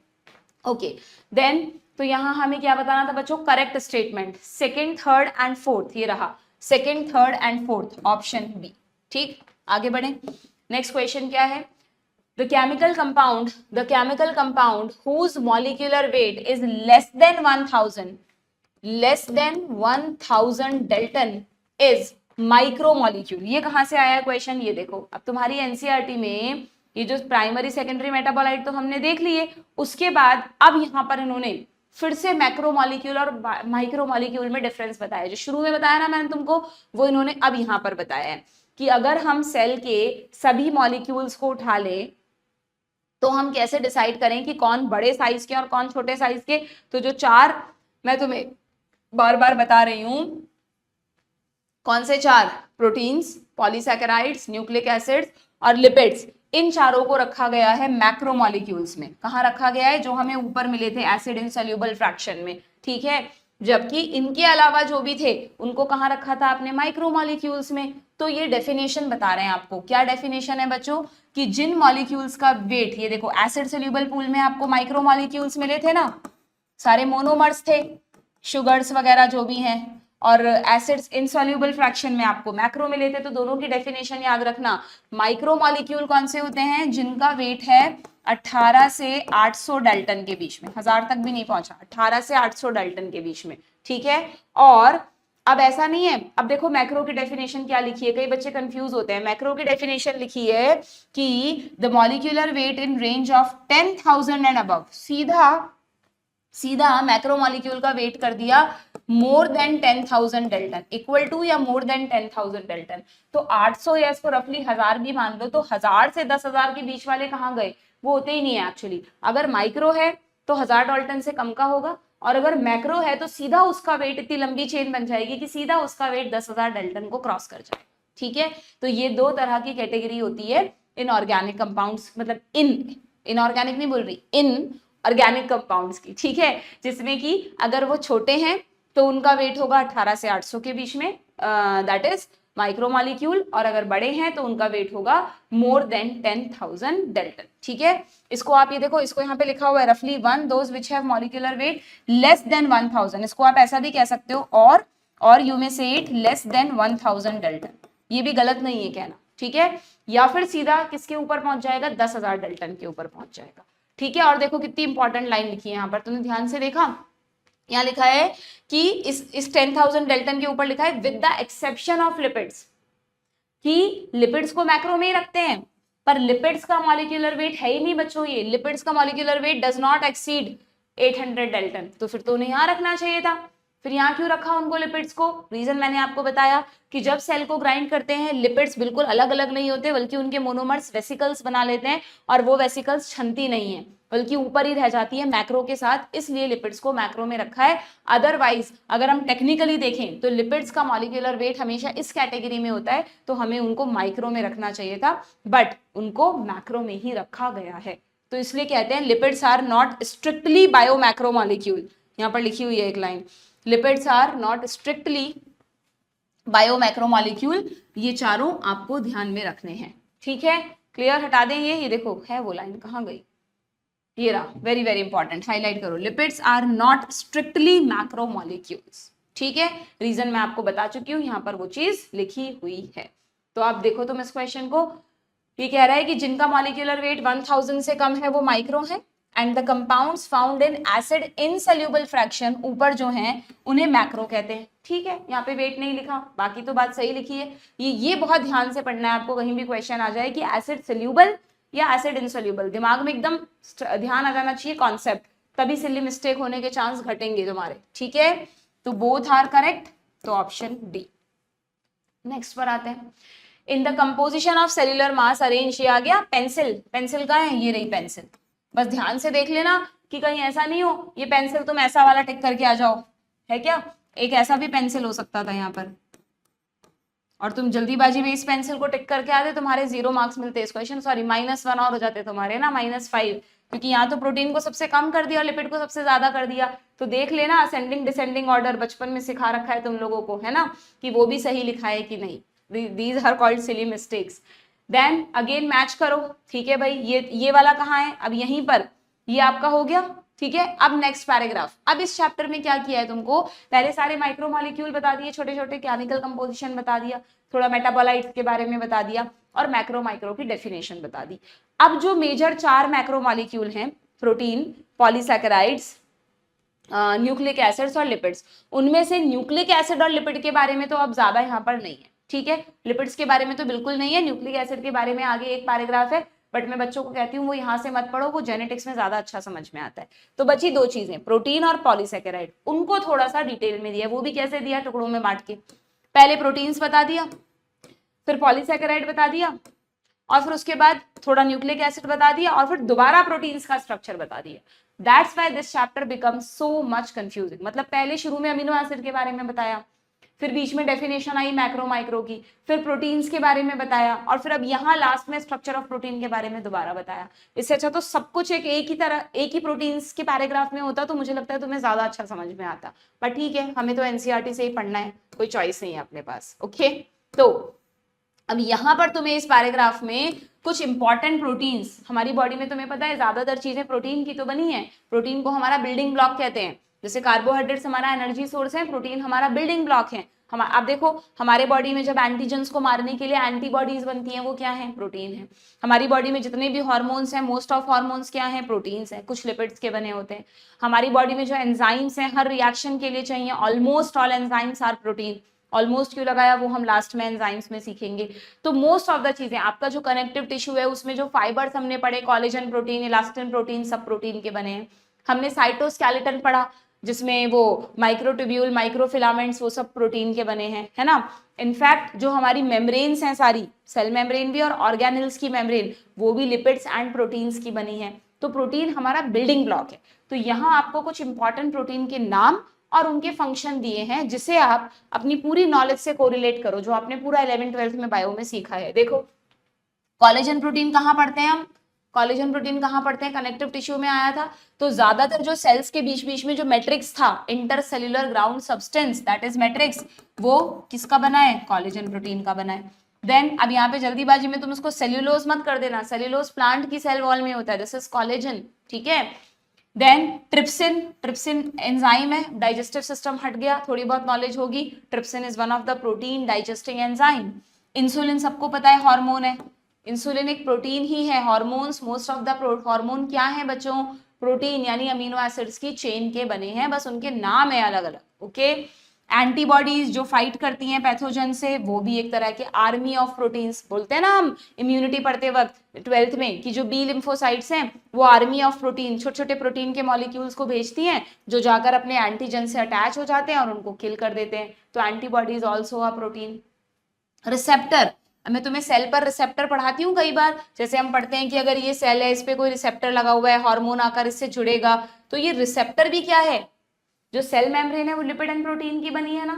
तो वो जो प्रोटीन्स थे वो चैनल गेट का तो काम करते ही हैं, कुछ प्रोटीन्स रिसेप्टर्स का भी काम करते हैं। तो what is receptor, receptor is again a protein, है ना। प्लस अब रिसेप्टर में बहुत सारे होते हैं, जैसे जो हमारे सेंस ऑर्गन के रिसेप्टर हैं, स्मेल, टेस्ट वगैरह के लिए, हार्मोन के लिए, ये सब रिसेप्टर्स ही है जो प्रोटीन है एक तरह की। ठीक है, और ग्लूट फोर क्या है, ये एक चैनल गेट है बच्चों। ग्लू यहाँ पे ग्लूकोज के लिए आया है, टी यानी transport.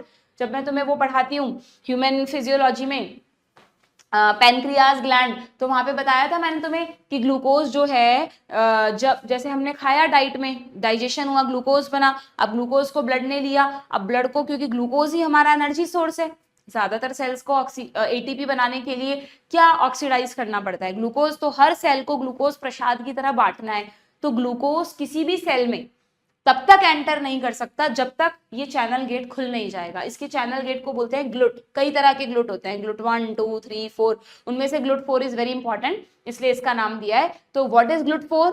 Glute 4 is a channel gate जिसके थ्रू ग्लूकोज का ट्रांसपोर्ट होगा। जब तक ये चैनल गेट नहीं खुलेगा ना, ये सेल भूखी मर जाए बट इसको ग्लूकोज मिल ही नहीं सकता। और इस चैनल गेट को खोलने का काम कौन करता है? इंसुलिन हार्मोन, है ना। इंसुलिन वो पंडित जी हैं जो प्रसाद को सेल्स को बांटेंगे, ठीक है। ये सब हमने वहां पढ़ा है, ह्यूमन फिजियोलॉजी के सारे लेक्चर्स हैं चैनल पर इसी सीरीज में।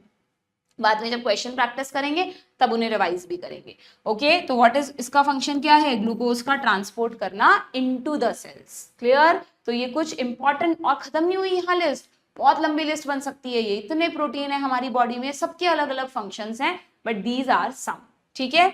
और यही वो एसेंशियल और नॉन एसेंशियल के बारे में भी बता रखा है ना। ये देखो कुछ अमीनो एसिड्स के नाम दे रखे हैं, एलेनिन, सिस्टिन, सिस्टिन आ गया वो sulphur rich amino acid, proline, tryptophan, lysine, basic amino acid. अच्छा एक बात और याद रखना बच्चों, प्रोटीन्स जो हैं वो मैं तुम्हें कह रही हूँ चेन्स ऑफ अमीनो एसिड्स तो हैं, ये तो हमें याद रहता है, बार बार पढ़ा हमने इस चैप्टर में। बट ये भी याद रखना कि जब ये अमीनो एसिड्स आपस में जुड़ते हैं तो इनके बीच में जो बॉन्ड बनता है उस बॉन्ड को कहते हैं बच्चों पेप्टाइड बॉन्ड। क्या कहते हैं? Peptide bond. और बहुत सारे पेप्टाइड बॉन्ड बनते जाएंगे ना, क्योंकि एक प्रोटीन में बहुत सारे अमीनो एसिड्स होते हैं, ठीक है। 10,000 डेल्टन से ज्यादा वेट करना है, तो क्या मैं इस प्रोटीन चेन को पॉलीपेप्टाइड चेन कह सकती हूँ? तो कहीं भी पॉलीपेप्टाइड लिखा आ जाए, तुम्हारे दिमाग में आना ही आना चाहिए कि बात हो रही है प्रोटीन की। नहीं आ रहा तो तुम बायो सही से नहीं पढ़ रहे। Polypeptide is a protein chain, nothing else, ठीक है। और दूसरी इंपॉर्टेंट बात सुन लो, जितने भी अमीनो एसिड एक चेन में होंगे कभी भी ये सारे एक जैसे नहीं होंगे। अगर ये प्रोलिन है तो सारे प्रोलिन नहीं होंगे, अगर ये अमीनो एसिड 1 है तो ये 2 होगा, ये 3 होगा, हो सकता है 1 दोबारा रिपीट हो जाए, ये 4 होगा, बट कभी भी सारे एक जैसे नहीं होंगे। जैसे अगर हम कहीं एक व्हाइट मोतियों की माला है, उसमें सारे मोती व्हाइट है, तो वो है होमोपॉलीमर। बट अगर रंग बिरंगे मोतियों की माला है जिसमें अलग अलग कलर के मोती हैं, तो वो है हेटेरोपॉलीमर। तो do remember, protein is always a heteropolymer, not a homopolymer. कभी भी प्रोटीन के सारे अमीनो एसिड्स एक जैसे नहीं होते, ठीक है। और इसका मतलब ये भी नहीं है कि एक प्रोटीन की चेन में सिर्फ 20 अमीनो एसिड होंगे। तुम सोचो 20 तरह के होते हैं अमीनो एसिड। हो सकता है उन 20 तरह में से कोई 10 अमीनो एसिड है, वो बार बार रिपीट होकर एक बहुत लंबी चेन बना रहे हो। 100 200 1000 3000 कितने भी अमीनो एसिड्स हो सकते हैं एक प्रोटीन चेन में, और वो सारे कभी भी सेम नहीं होंगे। क्लियर है क्या? ध्यान रहेगा आपको ये। तो बस देखते हैं क्वेश्चन। यहाँ पर आपको मैच करना है अगेन। कोलेजन क्या बताया मैंने तुम्हें? मैट्रिक्स। ट्रिप्सिन क्या बताया अभी? एंजाइम। इंसुलिन क्या है? हार्मोन। ग्लूट4 क्या है? ग्लूकोज का ट्रांसपोर्ट करने वाला चैनल। ए को थर्ड से मैच करना है, बी को फोर्थ से करना है, ए थर्ड बी फोर्थ दो ऑप्शंस में है। सी को किससे मैच करना है? सेकंड से, और डी को फर्स्ट से, ऑप्शन ए, ठीक। आगे बढ़ जाए। नॉन एसेंशियल आ गया। Non essential amino acids are synthesised by the body. बताओ क्यों इन्हें नॉन एसेंशियल कहा है? क्योंकि डाइट में लेना जरूरी नहीं है। क्यों? क्योंकि बॉडी इन्हें खुद बना लेती है। तो सही है क्या? Yes. Essential amino acids can not be synthesised in the human body. पढ़ने पर हमें लगेगा क्या बोल रहे हैं ये, अगर वो एसेंशियल है तो बॉडी को बनाना चाहिए ना। नहीं, उसका नाम एसेंशियल इसलिए है क्योंकि बॉडी उसको नहीं बना रही, तो हमें वो डाइट में खाने एसेंशियल है, ठीक है। तो यस, दोनों स्टेटमेंट यहाँ पर करेक्ट हैं। Both are correct, but again इन दोनों को, ये दोनों अलग अलग स्टेटमेंट है, एक दूसरे को एक्सप्लेन नहीं कर रहे हैं। ये भी कंफ्यूजन होता है ना तुम्हें। इसका एक्सप्लेनेशन क्या होता कि non essential amino acids are synthesised by the body, and they synthesised by the body.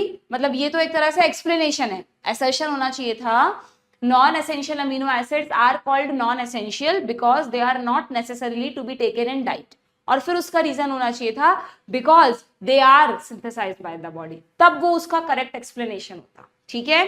कई बार ऐसा स्टेटमेंट भी होता है जिसका कोई एक्सप्लेनेशन ही नहीं है, बल्कि वो खुद किसी का एक्सप्लेनेशन है। ओके, तो आपको हर तरह से चीजों को सोचना है, तभी ये एआर टाइप क्वेश्चन सही होंगे। देन यहां पर भी मैच कर लो, बताओ इसमें से कार्बोहाइड्रेट कौन सा है, ये रहा इन्यूलिन। अब देखो इसको कई बार इंसुलिन पढ़ लेते हैं, दिस इज इन्यूलिन। इन्यूलिन और इंसुलिन अलग अलग है ना। ये कार्बोहाइड्रेट का एक पैराग्राफ और बता देती हूँ, बाकी के क्वेश्चंस नेक्स्ट सेशन में कर लेंगे। पॉलीसैकेराइड्स जो हैं, पॉलीसैकेराइड्स जो हैं ये क्या है? पहली बात तो polysaccharides are complex carbohydrates. Carbohydrates और भी होते हैं, पर these are complex carbohydrates, these are polymers, long chains, ठीक है, जो कि एसिड इनसोल्यूबल में हमको मिले थे। क्लियर? इसके अलावा हमेशा ध्यान रखेंगे कुछ सिंपल शुगर्स भी होती हैं। कार्बोहाइड्रेट में सिंपल शुगर्स भी होती है, जो तुम पढ़ते हो अपनी बायो में, केमिस्ट्री में, है ना। इसमें दो तरह की होती हैं, मोनोसैकेराइड्स होती हैं और डाइसैकेराइड्स होती हैं। मोनोसैकेराइड्स में आता है ग्लूकोज, फ्रक्टोज, गैलेक्टोज, ये सब मोनोसैकेराइड्स हैं। वो राइबोज, डीऑक्सीराइबोज जो होती है वो भी सब इसी में आती है। और डाइसैकेराइड्स में आता है, जैसे ग्लूकोज को ग्लूकोज से जोड़ दो तो बन जाएगा माल्टोज, ग्लूकोज को फ्रक्टोज से जोड़ दो तो बन जाएगा सुक्रोज, ग्लूकोज को गैलेक्टोज से जोड़ दो तो बन जाएगा लैक्टोज। ऐसे करके बहुत सारी डाइसैकेराइड्स भी होती हैं, ठीक है। तो ये तो सिंपल शुगर्स हैं, इनको पॉलीसैकेराइड्स में नहीं रखना है, ये अलग कैटेगरी है, पॉलीसैकेराइड्स अलग कैटेगरी है, ठीक है। उनके बारे में यहाँ पर थोड़ा सा बताया है कि जब पॉलीसैकेराइड यानी पॉली लंबी चेन बनती है तो उस लंबी चेन में कोई ना कोई मोनोमर होगा। अब यहाँ पर एक चीज ध्यान रखना कार्बोहाइड्रेट्स में, कि जो पॉलीमर बनेगा बच्चों वो दोनों तरह से बन सकता है। कार्बोहाइड्रेट्स में जो पॉलीमर बनते हैं ना, these are what, these are polymers. ये पॉलीमर्स होमो भी हो सकते हैं और ये हेटेरो भी हो सकते हैं। प्रोटीन में तो हमने क्या कहा था कि protein chain is always a heteropolymer, पर कार्बोहाइड्रेट में बाउंडेशन नहीं है। कार्बोहाइड्रेट में होमोपॉलीमर भी होते हैं, यानी एक ही तरह का मोनोमर बार बार जुड़ता जा रहा है, जिसमें सबसे कॉमन एग्जांपल है ग्लूकोज की चेन्स। ग्लूकोज 3 तरह की चेन्स बनाता है, नॉट एक तरह की, 3 तरह की चेन्स बनाता है। ग्लूकोज जब बार बार जुड़ता जाए अलग अलग टाइप के बॉन्ड्स के थ्रू, तो उसी से बनती है स्टार्च। अगेन ग्लूकोज का एक और कॉम्बिनेशन जिसमें ग्लूकोज ही जुड़ता जा रहा है, बट उसके बीच में जो बॉन्ड बन रहा है वो अलग तरह का है, तो वो बन जाएगा स्टार्च की जगह हमारा स्टोर्ड फूड क्या है, ग्लाइकोजन। प्लांट्स का स्टोर्ड फूड क्या है, स्टार्च। और ग्लूकोज एक और तरह से पॉलीमरिक चेन बनाता है, वो बनती है सेल्यूलोज। तीनों किसके पॉलीमर्स हैं? These are polymers of glucose, हमेशा ध्यान रखना तीनों। पर फिर भी तीनों का केमिकल नेचर अलग अलग है, क्योंकि तीनों में जो ग्लूकोज की बॉन्डिंग होती है वो अलग तरह से होती है, ठीक है, क्लियर। एक और होमोपॉलीमर तुम्हें ध्यान रखना है, दैट इज काइटिन। ये बहुत कंफ्यूज करता है बच्चों को, कई बच्चे इसे हेटेरोपॉलीमर में रख देते हैं, नहीं, काइटिन भी एक होमोपॉलीमर है, and this is a homopolymer of NAG. Now what is NAG? ये तुमने जनरली पढ़ा नहीं है कहीं पर। एन एसिटाइल ग्लूटामिक एसिड, एक नाग होता है, एक नाम होता है, N acetyl muramic acid, N acetyl glutamic acid, ठीक है।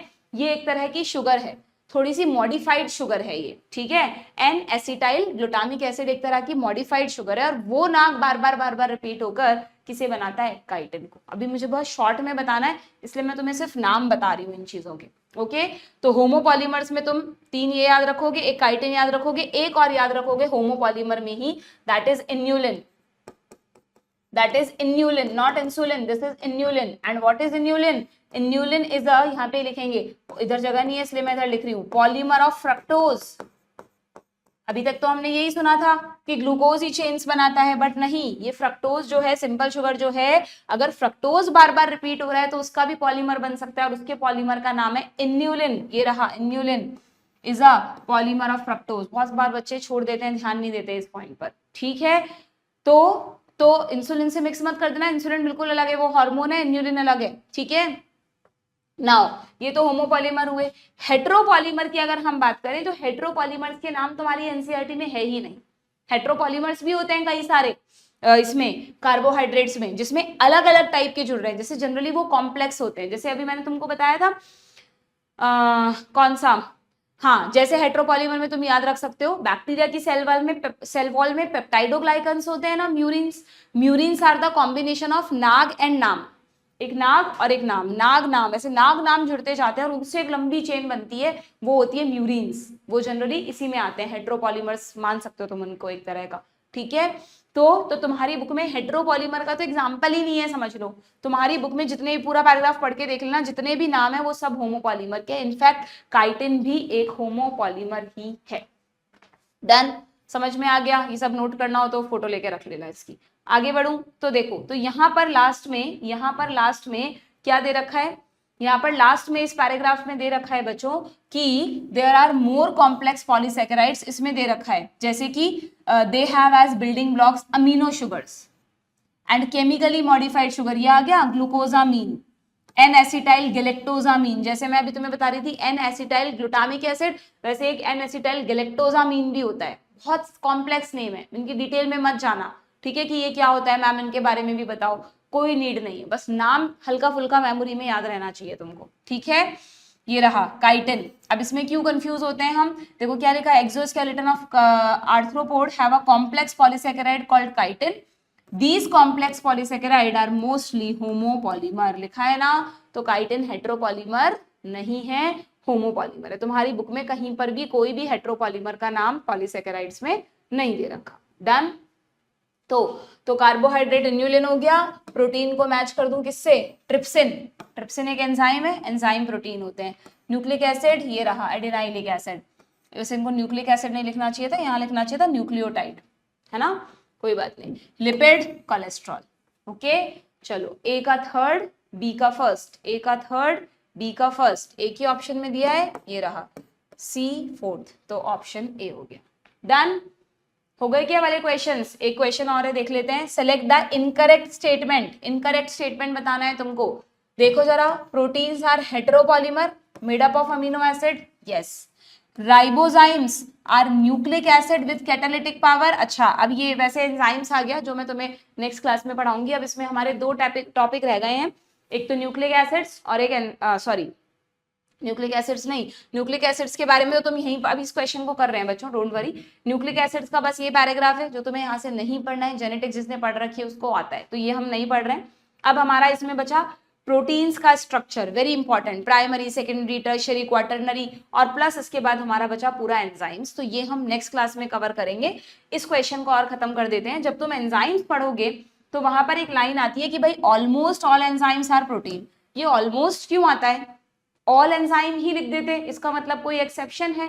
क्योंकि जेनेटिक्स में जिस बच्चे ने राइबोजाइम पढ़ा है, जो ट्रांसलेशन में यूज होने वाला एक एंजाइम है, ये आरआरएनए में होता है, आरआरएनए में होता है। एक्चुअली 23S टाइप का जो आरआरएनए होता है वो एक तरह, वो एंजाइम की तरह बिहेव करता है। वो है तो आरएनए, आरएनए न्यूक्लिक एसिड है, बट वो एंजाइम की तरह बिहेव करता है in the process of translation, इसलिए उसको एंजाइम मानते हैं।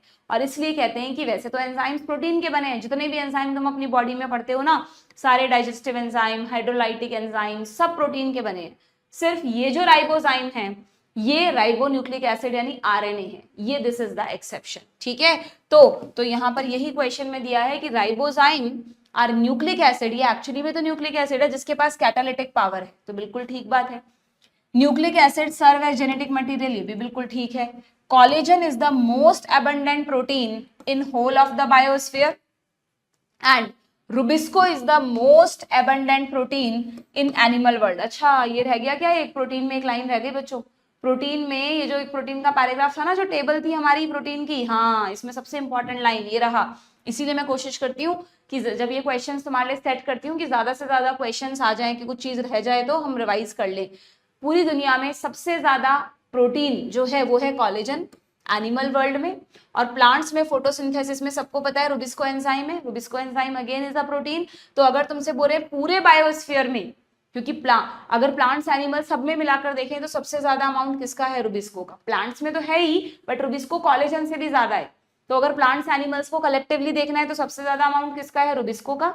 सिर्फ प्लांट्स को देखना है तो भी रुबिस्को का। एनिमल्स को देखना है तो एनिमल्स में तो रुबिस्को होता नहीं है, तो एनिमल्स में मोस्ट अबंडेंट कौन हुआ? कोलेजन, ठीक है। तो वही चीज यहाँ पे तुमसे पूछिए, देखो यहाँ तक तो लाइन थी, नहीं ये पूरा ही गलत हो गया। कोलेजन को पूरे बायोस्फीयर में अबंडेंट बताया है, ये भी गलत। रुबिस्को को एनिमल, वाइस वर्सा लाइन लिख दी है। So this is incorrect statement, यही हमारा करेक्ट आंसर है, ठीक है। Clear? Pick out the wrong statement. Proteins are linear chains of amino acids linked by peptide bonds, yes. Cellulose is a homopolymer, yes. Inulin is a polymer of glucose, गलत, fructose का है। Cotton is a cotton fibre, yes. आपको पता है जो हमारे cotton fibres हैं वो क्या है, वो सेल्यूलोज है बच्चों, यहाँ पर लिखा है ये पॉलीसेकेराइड्स में, ये रहा। प्लांट की सेल वॉल सेल्यूलोज की बनी है, प्लांट से ही आपको पता है पेपर बनता है, प्लांट पल्प से। तो कॉटन, तो पेपर एंड कॉटन फाइबर दोनों क्या है, सेल्यूलोज के बने हैं, ठीक है। जो हम कॉटन के कपड़े पहनते हैं वो भी, और जो हम पेपर यूज करते हैं दोनों सेल्यूलोज ही हैं। Okay, so this is wrong statement. हो गई क्या question? The chitinous exoskeleton of arthropod is polymerisation of, NCERT में नहीं दिया बट मैंने तुम्हें बताया है, N acetyl galactosamine, N acetyl glucosamine, N acetyl muramic acid. ये क्या हुआ? एन एसिटाइल, अभी मैं तुम्हें क्या बोल रही थी बच्चों, सॉरी मैंने गड़बड़ कर दी। मैंने तुमको बोल दिया था कि chitin is a polymer of N acetyl glutamic acid. I am very sorry, full form गलत हो गई मुझसे। जो नाग और नाम है, जो नाग और नाम है उसमें से ध्यान रखना कि जो नाम है उसकी फुल फॉर्म तो ये रही, एन एसिटाइल म्यूरामिक एसिड, अपनी एनसीईआरटी में लिख लो। और जो नाग है उसकी फुल फॉर्म है एन एसिटाइल, तुम्हारी एनसीईआरटी में देखो एक नाम दिया है यहाँ पर, एन एसिटाइल गैलेक्टोसामीन, ये अलग है। और यहाँ पर एक नाम और लिख लो, एन एसिटाइल ग्लूकोजामीन, ग्लूकोजामीन, गैलेक्टोजामीन अलग है, ग्लूकोजामीन अलग है। गैलेक्टोज में अमीन ग्रुप जुड़ेगा तो ये बनेगा, ग्लूकोज में अमीन ग्रुप जुड़ेगा ये बनेगा। तो ये जो एन एसिटाइल ग्लूकोजामीन है ना, ये मोनोमर है किसका? This is monomer of chitin, this is monomer of chitin. मैंने एन एसिटाइल ग्लूटामिक एसिड बोल दिया, ग्लूटामिक एसिड नहीं, वो अमीनो एसिड का नाम मुंह पे नाम आ गया, ग्लूकोजामीन, ठीक है। ओके, तो ये लिख लिया आपने, तो इसका आंसर क्या होगा? N acetyl glucosamine, option B. ये बहुत मिलते जुलते हैं ना, देखो ग्लूकोजामीन और गैलेक्टोसामीन, कंफ्यूजन हो सकता है तो आपको ध्यान रखना है, ठीक है। ये भी एक मॉडिफाइड शुगर है, ये भी एक मॉडिफाइड शुगर है, शुगर्स हैं ये सब भी। Okay, done. और अगर है ना नाग और नाम मिल जाते तो फिर बन जाते म्यूरिन्स, पेप्टाइडोग्लाइकन, जो बैक्टीरिया की सेल वॉल में होते हैं। Okay, plant cell wall is made up of cellulose, yes. Paper made from plant pulp and cotton fibre is cellulose, yes, both statements are correct, ठीक है। Which are correct? Chitin is a complex polysaccharide, chitin complex polysaccharide है, homopolymer है, बिल्कुल ठीक है। Glucosamine and N acetyl galactosamine are modified sugars, yes, अभी NCERT में लिखा हुआ था। ग्लूकोजामीन अलग से भी होता है और इसमें जब एन एसिटाइल जुड़ जाता है तो वो बन जाता है एन एसिटाइल ग्लूकोजामीन, ठीक है। Starch in plants and glycogen in animals, ढंग से पढ़ लो, are store house of energy, बिल्कुल ठीक। राइट एंड ऑफ पॉलीसेकेराइड, अच्छा ये एक रह गया क्या? ये देखो, ये जो कार्बोहाइड्रेट्स में डायग्राम है, ठीक है, ये कार्बोहाइड्रेट्स में डायग्राम है तुम्हारा, इस डायग्राम में तुमको क्या बताया है? पोर्शन ऑफ ग्लाइकोजन दिखाया है। ग्लाइकोजन बहुत लॉन्ग पॉलीमर होता है, उसमें से ये ग्लाइकोजन की चेन दिखा दी, उसमें से इसको दिखा दिया कि भाई ये इस तरह से अलग अलग जो ग्लूकोज है वो जुड़ते जाते हैं आपस में, ब्रांचिंग वगैरह भी होती है, बहुत कुछ होता है, हमें उसकी डिटेल में नहीं जाना। बट एक चीज याद रखना, यहाँ पर लिखी हुई भी है बच्चों कि जब ये कार्बोहाइड्रेट्स बनते हैं, जैसे अगर हम ग्लाइकोजन की ही बात करें तो हमेशा ध्यान रखो, R for right, R for reducing. जो राइट एंड होता है इनका वो रिड्यूसिंग एंड होता है, यानी वहां पर रिड्यूसिंग शुगर्स होती हैं, और जो लेफ्ट एंड होता है वो नॉन रिड्यूसिंग एंड होता है। अब ये तो सिर्फ ग्लूकोज का बना है, तो ग्लूकोज में जो बॉन्डिंग होगी वो इस तरह से होगी कि राइट एंड रिड्यूसिंग रहेगा जबकि लेफ्ट एंड नॉन रिड्यूसिंग होगा, ठीक है। वो डिटेल में केमिस्ट्री में पढ़ते हैं, इसलिए मैं यहाँ पर नहीं बता रही हूँ, तुम तो बस राइट रिड्यूसिंग याद रखो। तो ये कह रहा है कि राइट एंड रिड्यूसिंग है, लेफ्ट नॉन रिड्यूसिंग है, ये भी ठीक है। तो यहाँ तो सारे ही ठीक है, दे रखा है ऑप्शन में ऑल ऑफ देम, ठीक है, डन। स्टार्च, ये हाँ अभी नीट में आया, लास्ट 2 इयर्स में रिपीट हुआ है ये question. Starch iodine is blue in colour, starch और आयोडीन का कॉम्प्लेक्स कितना कॉमनली आप लैब में स्टार्च टेस्ट करते हो, है ना। जैसे आप पोटैटो ले लो, बनाना ले लो, दे आर स्टार्च रिच, जैसे ही आप इस पे आयोडीन डालोगे ब्लू कलर आ जाएगा, ब्लूइश ब्लैकिश कलर आ जाएगा। क्यों?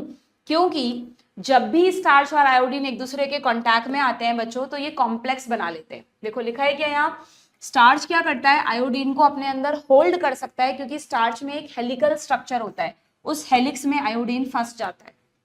स्टार्च क्या है? ग्लूकोज का पॉलीमर है। सेल्यूलोज भी तो ग्लूकोज का पॉलीमर है, तो क्या सेल्यूलोज में भी आयोडीन फंसेगा, ब्लू कलर देगा? नहीं। क्यों?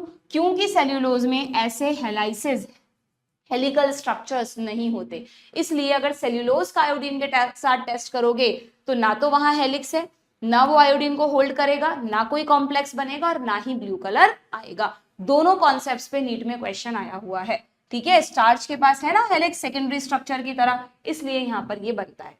तो ये कह रहा है कि स्टार्च कलर ठीक है, starch can hold iodine in the helical secondary structure, बिल्कुल ठीक है। स्टार्च में जब प्राइमरी स्ट्रक्चर में तो सिंपल चेन बनती है, जब वो सेकेंडरी स्ट्रक्चर बना रहा होता है तो हेलिक्स बन जाता है। प्रोटीन में समझाऊंगी प्राइमरी सेकेंडरी क्या होता है। तो दोनों बिल्कुल सही है। और क्या ये इसको एक्सप्लेन कर रहा है, देखना जरा कि भाई स्टार्च आयोडीन ब्लू क्यों है, क्योंकि स्टार्च आयोडीन को होल्ड कर सकता है अपने हेलिक्स में। तो यस, यहाँ पर हमें करेक्ट एक्सप्लेनेशन भी मिल गया है, ऑप्शन डी, ठीक है। खत्म क्या, क्वेश्चंस ओवर हो गए क्या? हाँ भाई, ये हो गए आपके। एक क्वेश्चन और है, ये ग्लाइकोसिडिक बॉन्ड के बारे में है। ये एक्चुअली है ना, बस मैंने इसलिए डाला है कि तुम्हें पता है प्रोटीन में पेप्टाइड बॉन्ड है, न्यूक्लिक एसिड्स में कौन से बॉन्ड बनते हैं वो तुम जेनेटिक्स में पढ़ लेते हो, लिपिड्स में बॉन्ड बनते ही नहीं है, चेन है ही नहीं। तो बचे कार्बोहाइड्रेट। जब कार्बोहाइड्रेट में शुगर्स आपस में जुड़ती हैं, इसी डायग्राम में लिख लो, जब कार्बोहाइड्रेट में शुगर्स आपस में जुड़ती है ना, तो शुगर्स के बीच में ऐसे भी लिख सकते हो, सिंपल शुगर आपस में जुड़ती है ना, शुगर आपस में जुड़ती जाती है, तो कौन सा बॉन्ड बनता है? तो हमेशा ध्यान रखना बच्चों, इसको कहते हैं ग्लाइकोसिडिक बॉन्ड। कार्बोहाइड्रेट्स में कौन से बॉन्ड होते हैं? Glycosidic bond. प्रोटीन में कौन से थे? पेप्टाइड बॉन्ड, ठीक है। और जो लिपिड है ना बच्चों, लिपिड में चेन तो बनती नहीं है, पर लिपिड में यहाँ पर एक चीज जरूर लिख लेना कि जब लिपिड में ग्लिसरॉल और ये फैटी एसिड जुड़ता है तब कौन सा बॉन्ड बनता है? तो यहाँ पर बनता है बच्चों एस्टर बॉन्ड, एस्टरिफिकेशन होता है ये। प्रोटीन में पेप्टाइड बॉन्ड, लिपिड्स में ग्लिसराइड्स में एस्टर बॉन्ड और कार्बोहाइड्रेट्स में ग्लाइकोसिडिक बॉन्ड। न्यूक्लिक एसिड्स में जेनेटिक्स में 2-3 तरह के बॉन्ड है, वो वहां हम पढ़ते हैं, ठीक है। ये तुम्हें पता होना चाहिए। तो और कोई भी बॉन्ड बन रहा हो हमेशा -H2O होता है, ये सब डिहाइड्रेशन से बनते हैं, तो ये बिल्कुल ठीक है। In polysaccharides individual monosaccharides are linked by glycosidic bond, ये भी ठीक है, बट ये इसका रीजन नहीं है। ये बात भी सही है, ये भी सही है, बट ये इसका रीजन नहीं है, ठीक है। ये वही डायग्राम बेस्ड क्वेश्चन जो अभी मैंने तुमको बताया था वही आ गया दोबारा से, है ना। यहाँ पे तुमसे पूछा है पॉलीसैकेराइड चेन है तो राइट एंड कैसा होगा? रिड्यूसिंग होगा। राइट एंड कैसा होगा? रिड्यूसिंग होगा। दे रखा है क्या? ये रहा, right end reducing, left end non reducing, option C. अच्छा ये क्या दिया है इन्होंने? C terminal, N terminal.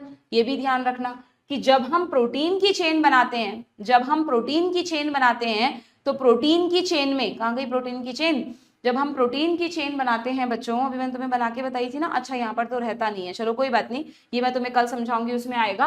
किसी भी अमीनो एसिड्स की चेन में जब ये अमीनो एसिड्स आपस में जुड़ते हैं तो इस वाले टर्मिनल को, लेफ्ट टर्मिनल को कहते हैं एन टर्मिनल, और जो राइट है उसको कहते हैं सी टर्मिनल। क्यों? उसका आंसर मैं तुम्हें कल दूंगी, ठीक है।